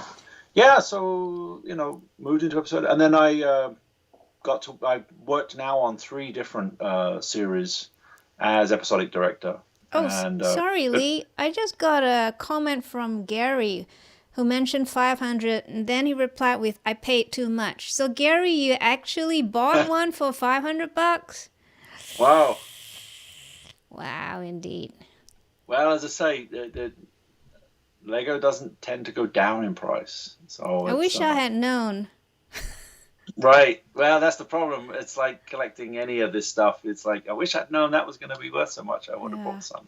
And David Combe, who works at Facebook. Yep. He said, my sister got me a Rebel set, which is now discontinued, that I can't bring myself to build because I know build the anymore. price. No, that's the Yeah. problem. Yes. It's always that, you know, once something becomes a collectible, you don't want to open the packet because then it kind of loses half of its value. And yeah, so which is why whenever I buy Lego sets now, I immediately rip them open and I throw the instructions and the box in the recycling, and I you know, build the set and then it's there. So yeah, I don't buy Legos to collect you know, the sets for sort of investment value, even though I probably should. I could probably, you know, make good money on some of them. But nah, you know, I'm kind of like, they're meant to be built, so let's build them. So Lego Chima was a production that took place in Thailand? Yeah. So And were you based in Thailand? Yeah, I was based in Bangkok. So Oh, yeah, wow. that was, So you that were was my there first you were there as well when you got the Max Adventures project? yeah. So after Lego, I had a gap, and then I was hired at the Monk Studio to work on a show called Max Adventures, which, if you're in the UK or in the US, you will have had no idea what it is. Australia does actually have it. New Zealand has it. It's a show that was made for Unilever, which is the big food and drug company. And it's essentially made to promote ice creams. I've got pictures while you talk, so I got a... Yeah, you put the pictures up. Yeah, I got a picture of the popsicle, as we call them in Australia. So yeah, it's called a paddle pop. Is sometimes what the actual lollipop, the actual ice cream is called, is a paddle pop. But it's promoted. There's a character called Max that, and they've actually redesigned. So I don't know, you may have found the new one or the old one, because they actually redesigned the character a couple of years ago to be much younger. He's this much younger, so if he's super young looking, it's probably the new design. So. I think I got a movie poster of Pedal Pop Begins. Oh yeah, that's the old. That's the old. That's guy. Yeah, the so this old character's one. been around, I think, 30, 40 years or something. I don't know exactly how long he's been around, but I see here. My note says Max Adventures was a 2006 Thai animated TV series, so that's for 14. Well, it was 15. actually So this is the one. It actually ran. So when I was working on it, I believe it was season 8. Oh. So it actually ran for another season after that, and then they actually changed the design of the characters and they stopped the animated show. But it ran for 9 seasons. So yeah, and a lot of them are on YouTube. So it seems that Pedal Pop is an Australian ice cream. Yes, exactly. Yes. And I see that Streets. That's the Streets. Yeah, Streets. Brand. So yeah. Streets is owned by Unilever, and then it's got different names. So I've seen this in Germany. I've seen it in France. I've seen it in Thailand. I've seen it in Indonesia, Australia, New Zealand. You know, so they sell the product around the world. It has different names. But it's the same sort of characters that are used to promote it. And so they basically made a kids animated show, a sort of a side thing, because you can't actually kind of promote ice creams with a TV show because they frown on that. You can't? Really? No, I don't think so, apparently, you know. So, which is why they don't show it in the UK. I guess it melts. Yeah. Well, it also, you know, might be a bit too boring. I mean, it's like, you know, we're off on these adventures and, wow, it's a bit hot in here. If only we had a nice, delicious ice cream, we could, you know, quench our, you know, heat, you know. Yes. So I think it would be, in the shows, so the shows I worked on, there really wasn't anything. There was one tiny little thing that was almost kind of connected with one of their products, which was a new ice cream that had this twirl. It was like 2 colors that were intertwined with each other. Yeah. And we had this one effect that he does this kind of magical sort of tornado-y thing, and it had the same kind of twirl with these colors.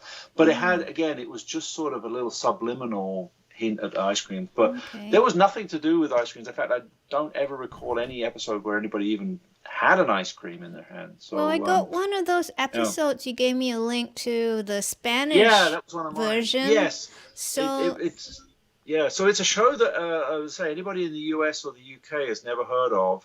But it's produced in English, and it's translated into 34 different languages. So it's around the world, and all right. somebody somewhere is watching it. Let me play the Spanish version. Uh-oh. Me llamo Max. Aquí en mi planeta crecieron unos cristales de un inmenso poder, los cristales del león. Antigua magia. Con él protejo al mundo del mal. Here it is back. Exploraremos sus profundidades, revelaremos sus So, secretos yeah, some of the y nos episodes enfrentaremos a sus peligros.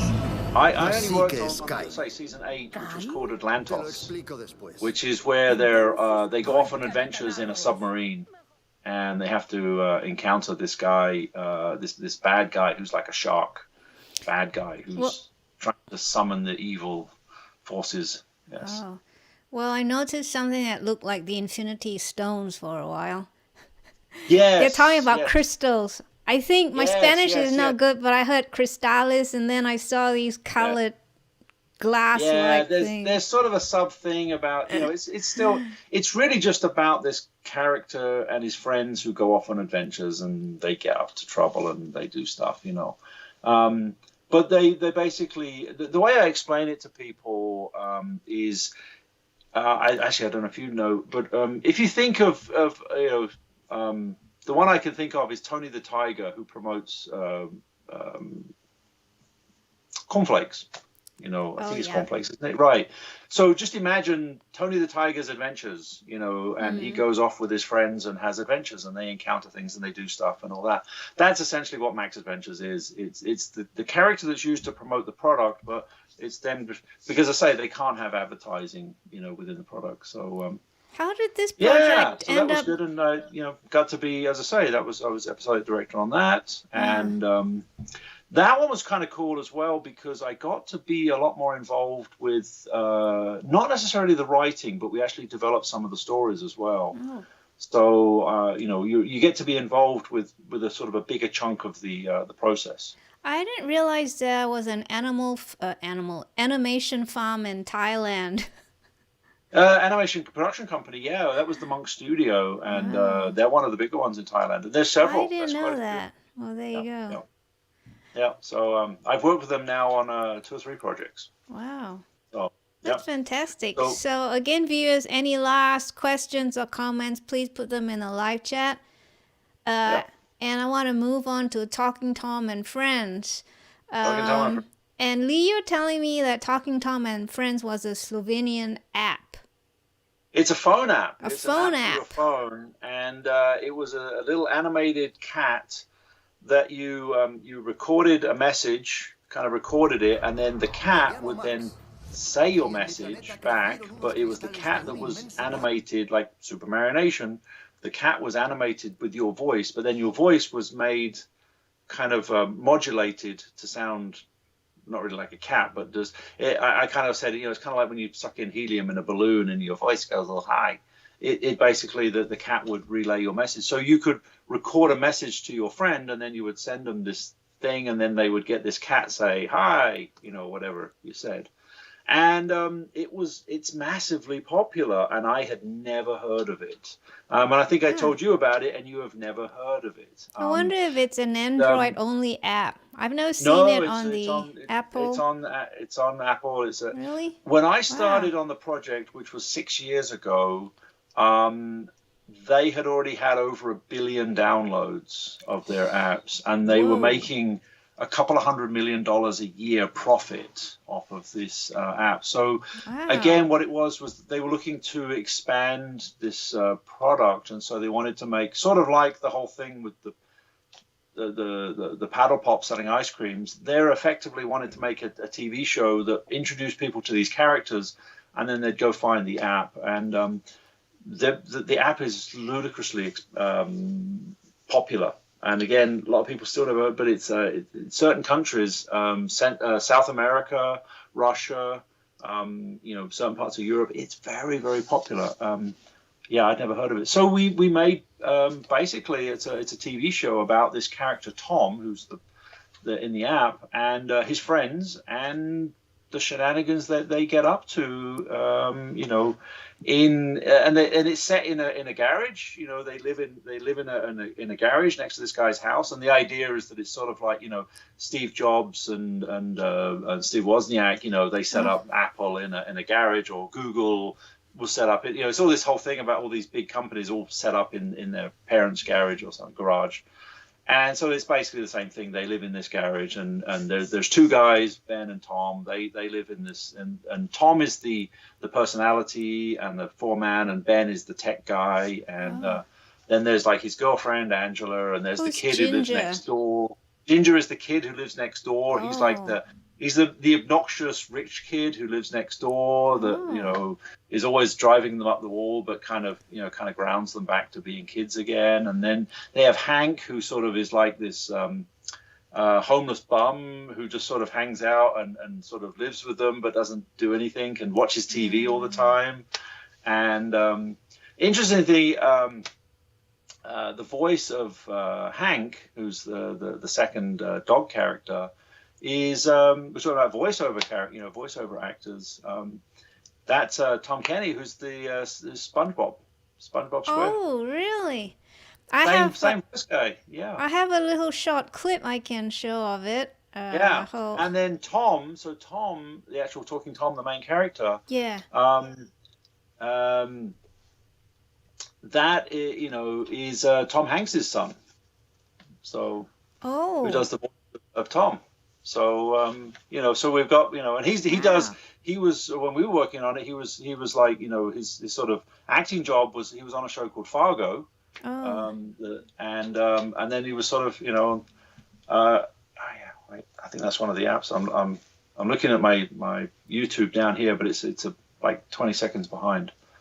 So yeah, I can see that we're. So it's an interesting. So I was on that for 2 years. I did I think 14 episodes, and it's weird. I tell people about the show and they've never heard of it, and I've got one episode that has 105 million views on YouTube.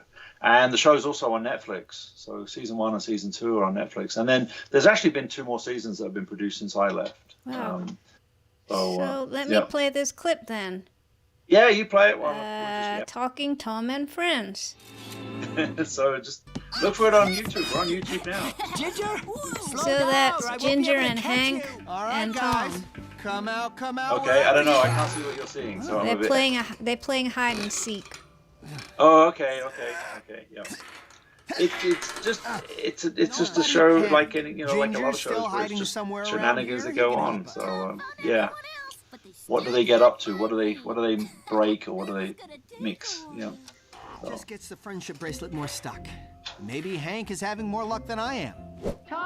Yeah, this is where they're playing hide and seek, basically. Yes, this is the most popular episode of the whole show, which was one of mine. I don't exactly know why it's the most popular episode. It's a fun episode. Did you watch the whole episode or did you watch the clip? I just watched the clip. Okay. Yeah, because I was watching a new Captain Scarlet. Okay. I'd love for you to watch the whole of this episode with the friendship bracelet because that's the most popular episode, and it'd be kind of cool to get a feedback on like what did you think of it? It's sure. Yeah, sure. So, speaking of feedback, we have a Paul Gray who says, "Hi Lee. Hello. How's your SID model going?" My SID model is going well. It's on hold. That's one of the miniatures I'm building. But I've been in the UK for 5 months, so is that SID or SID? It's actually SID. Okay. So it's called Space-Intruder Detector. It's actually from the show UFO, the Gerry Anderson show from the early 70s. Yeah, I need to watch UFO. I haven't watched that one yet. UFO is an interesting one. It is an interesting one. It's a very interesting time capsule of the late 60s, early 70s. It would be great, as I say, as a remake or a continuation in the modern era, but it's very funny watching it because it was made from end of the 60s, early 70s, and it's very like Austin Powers, for want of a better word. It's funky, it's goofy, it's got some of the costumes are very wacky. There's a lot of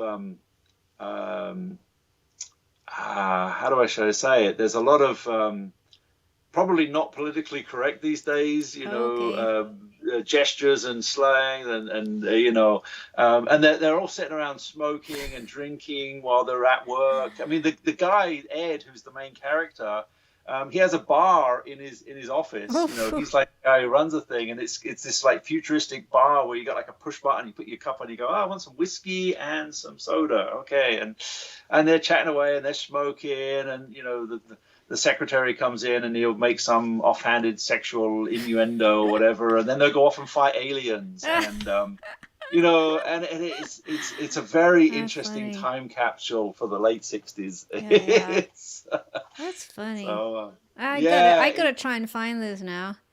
UFO, yes, it's and it's interesting because it was, you know, it was the first live action show that they'd done after doing a lot of you know, Marination episodes, and they just kind of went a bit, you know, it's quite dark actually. It's not a kids show. It's actually got some. It's a goofy show. It's as I say, it's a show of its time, but it's got some pretty. There's some episodes that are quite dark, especially the ones that deal with the family, because he's having to lead this like double life. You know, he's basically running this fake movie studio that's defending the Earth against aliens. Okay.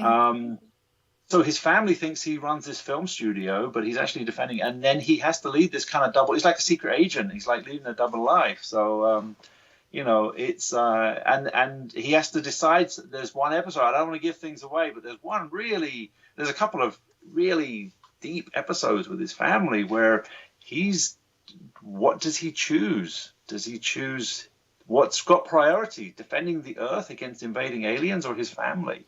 It sounds like the plight of every superhero, Batman. Exactly, but he's just a Superman. regular guy who's running this organization. Yeah. Wonder so Woman. it's it's an interesting time capsule from 50 years ago of television. All right, I need to go look it up. television. Any more questions or comments out there? Wow, we've been going for 2 hours already. I know. I'm trying to wrap it up so that you can. No, it's not a problem. I'm kind of worried about you because I don't No, know. it's okay. I'm stuck in lockdown in England. I'm not waking up in the morning for anything. Because I'm watching you and I'm, you know, when you start coughing or that kind of thing, it worries me that maybe you're tired. A lot. No. Please have some water. Have you had your dinner and all that kind of stuff? Yes. I'm well fed. So okay. Don't worry. It's midnight 30 here, so I know. I don't want you to tell everyone who are potential guests on my live stream that Shelley is gonna torture you for 2 hours. No. If this is torture, then I'll sign up for some more. So yeah, well, sorry, I've come back. This is my second trip back, so yes. And we love you, Lee. Everyone here loves you. And look at how long this live chat is. I can't even follow it. Oh, okay. I can't look at it. I've got to focus on here, otherwise. Yeah. Well, I guess it was like whatchamacallit, I can't think of the word right now. Figure of speech. Right. Yes. Yeah. No. It's okay. As you can tell by my talking and answering questions, I'm easily distracted and diverted off onto a sub thing. So if you start talking about the live chat, I'll be like, oh. Okay. Yeah. So don't look at the live chat. Keep my focus over here, otherwise, I'm easily distracted. I am like that too. I have to focus. And I think I was telling you I can't have two conversations at the same time. I need to have one and then the next. Consecutive conversations. Don't all ask me questions at the same time. I have someone by the moniker Mojo who says, I've heard of that guy. What does your shirt say? My shirt. Oh no, that means I got to stand up. So you don't have to. So Mojo is who hired me to come out to California 22 years ago to work on Voyager. So Mojo used to work at New Tech. Oh, hi Mojo. I know a lot of people. So my shirt is. I'll just show the top half, and then everybody he'll know what it is. So. I know the first one. I don't know what the second one is. Lao Chi, yes. So I won't actually reveal what it is, but just if you Google those two words, you'll understand the connection. Oh, okay. So, I should say there's an airplane below it. There we go. So I won't. Also, if I go up any further, then my kind of expanding lockdown belly will be revealed, and my fish and chips and pork pies that I've been eating while I'm in England will be. Ooh, I miss English pies. Oh. So, I miss Aussie pies too. Right, that's exactly. So I'm getting my fill. Although to be honest, I'm really looking forward to getting back to having some good Asian food. So Yeah, I suppose. I've I'm really, I've had some interesting Asian food while I've been here, but we'll keep it at that. What does interesting mean? As in not authentic or dishes you've never heard before? A little bit, I mean, I did buy some noodles at a place, and I'd ordered, and then I realized that they didn't actually have a wok and they had a microwave, and I was like, this is not gonna be good. So wow. It wasn't bad, but yeah, I didn't go back. So well, did they microwave up some instant noodles? I'm not exactly sure, and I'll be honest with you, I didn't go much further. Once I realized that what I was getting was coming out of a microwave, I just was like, I'd already paid for it, and I'm like, okay, I'm just gonna take it and move on. So yeah.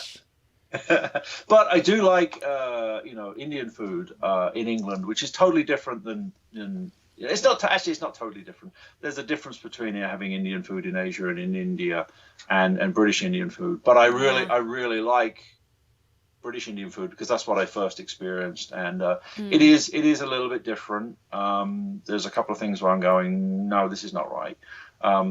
They need to get their sag paneer figured out because it's not right. It's not very good, but it's different in a good way. So I will certainly be having at least one more Indian curry and one more fish and chips before I head back. So I've had to really limit my fish and chip intake since I've been here because otherwise I'd be this big. I know. I love a good plate of fish and chips, but I love Indian curry too. Yes.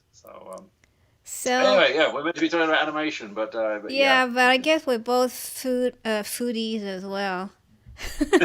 So any more questions or comments? Because I've just got, I think, couple more for Lee. And the first of the two is, have there been new growth in the industry since we last spoke 3 and a bit months ago?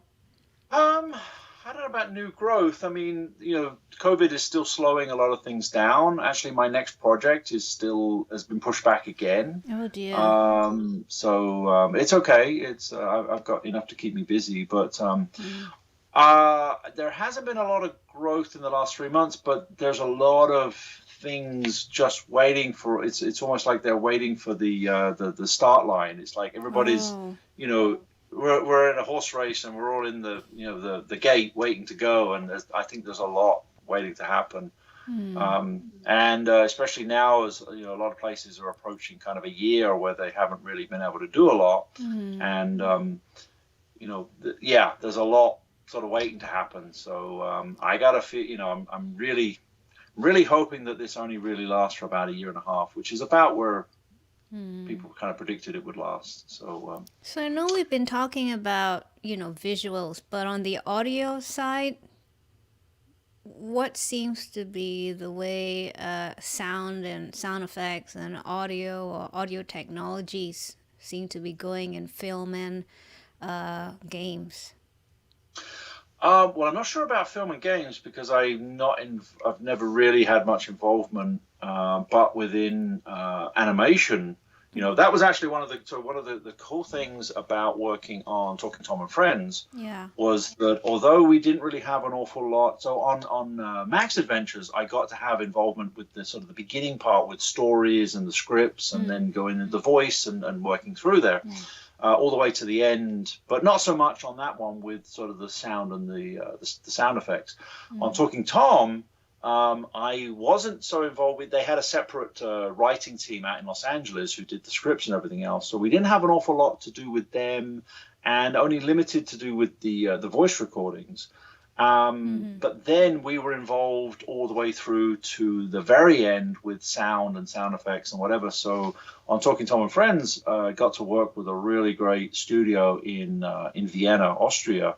Wow. And got to be involved with, with the music, with the sound effects, with, they were doing all the hard work, but I got to go over there and we'd talk about what we wanted and how certain things should happen. And we'd have a lot of songs in that show, and some of them we would have to do before we actually did the episodes, because obviously we have to animate to the songs.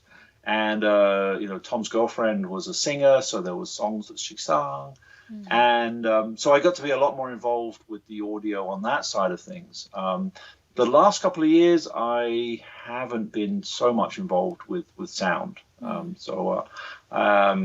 I would like to get back to that one. That's definitely the side of it. I like, the cool thing I've had, especially with animation, is that it's broadened my exposure to the whole production process. That's actually one of the things I would say is, when you're doing live action, you've got a lot of people involved and a lot of specialized people in certain areas. And there's not that many people that go all the way through,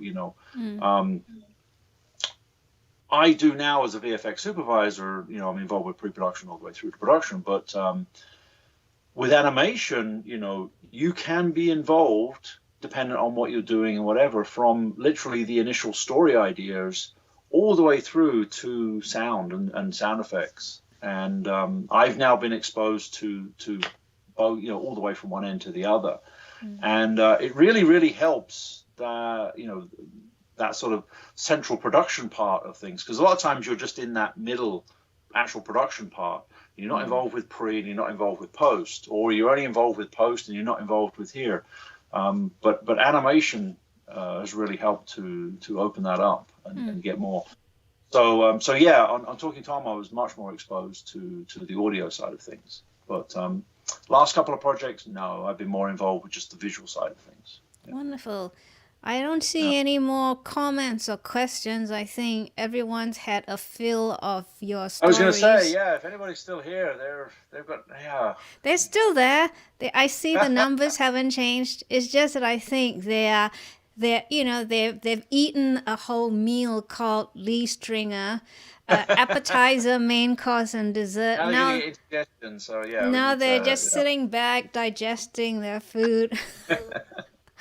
But Lee, it's been so fun having you back, or as they say, it's been a blast. It's been a blast, yes. I wonder if there's any more stories you might be able to tell us in a third round one day, like a few months down the road. Maybe, a few months down the road, you might have picked up other projects with other stories. Well, hopefully this other project, let's see what we can.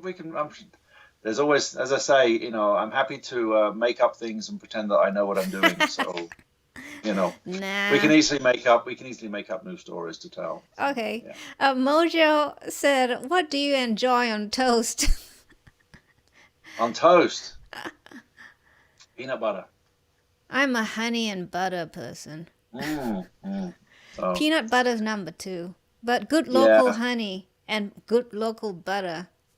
Yes. So, I do like good strawberry jam. So, but I'm very particular with my strawberry jam. So there we go on toast. I only use one brand. It's a French brand.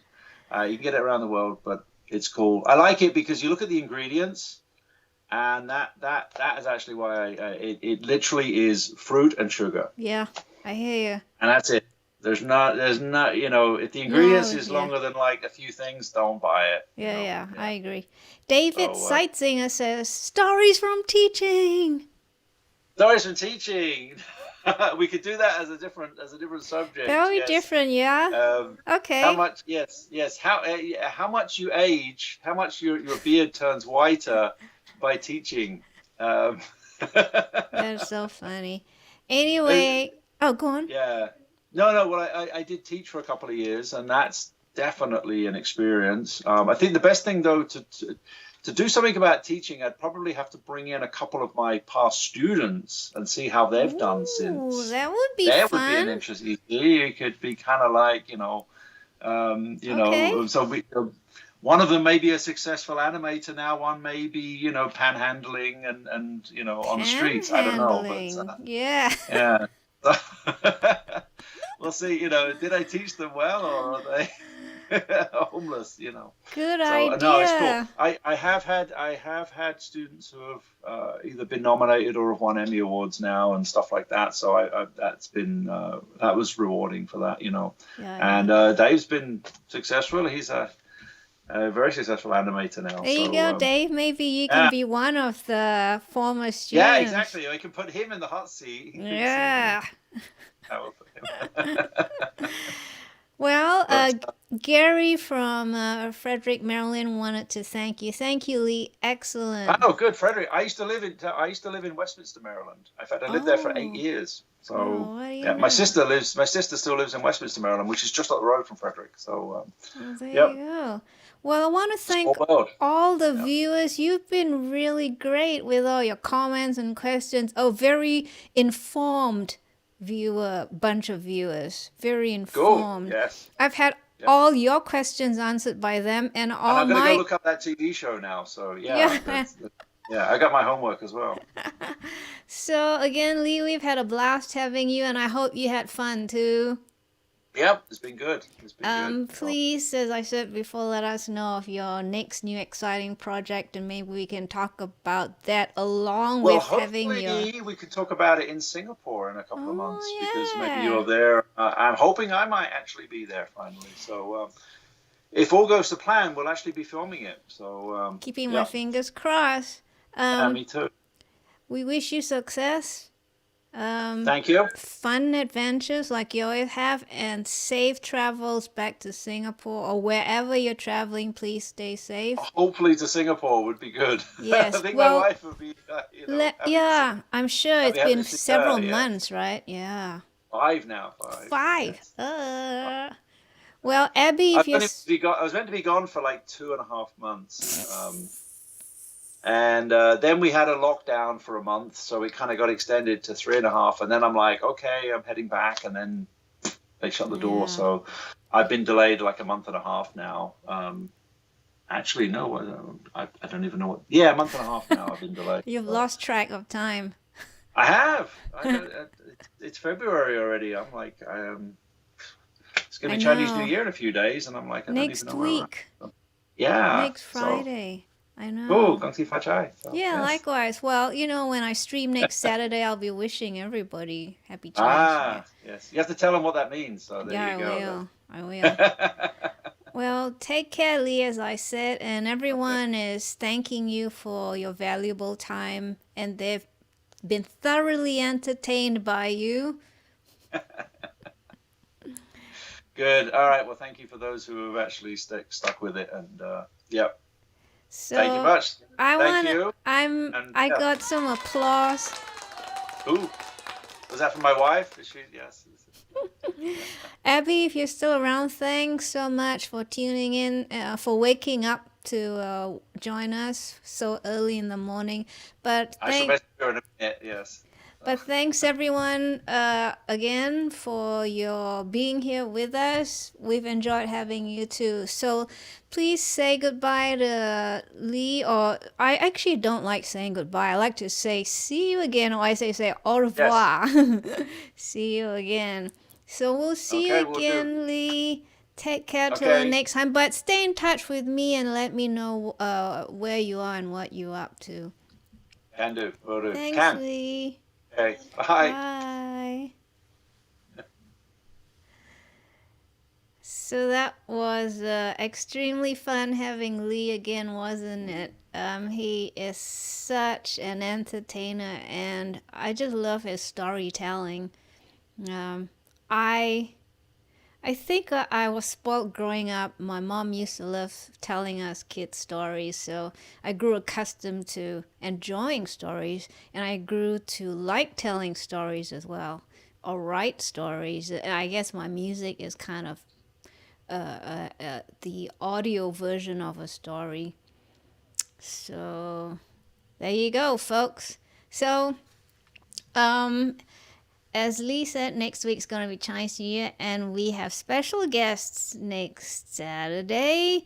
Don Preston and Patrick Gleason, two of the sonic alchemists behind Apocalypse Now, the movie that starred Marlon Brando, Martin Sheen, Robert Duvall, and several other well-known names.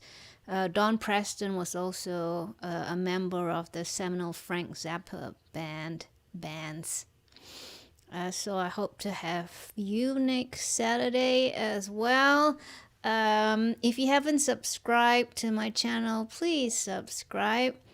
And if you're in a tipping mood, I have a Venmo and PayPal accounts. If you want to possess some of my music, you may. I'll be glad to have you download the Triangle EDM set.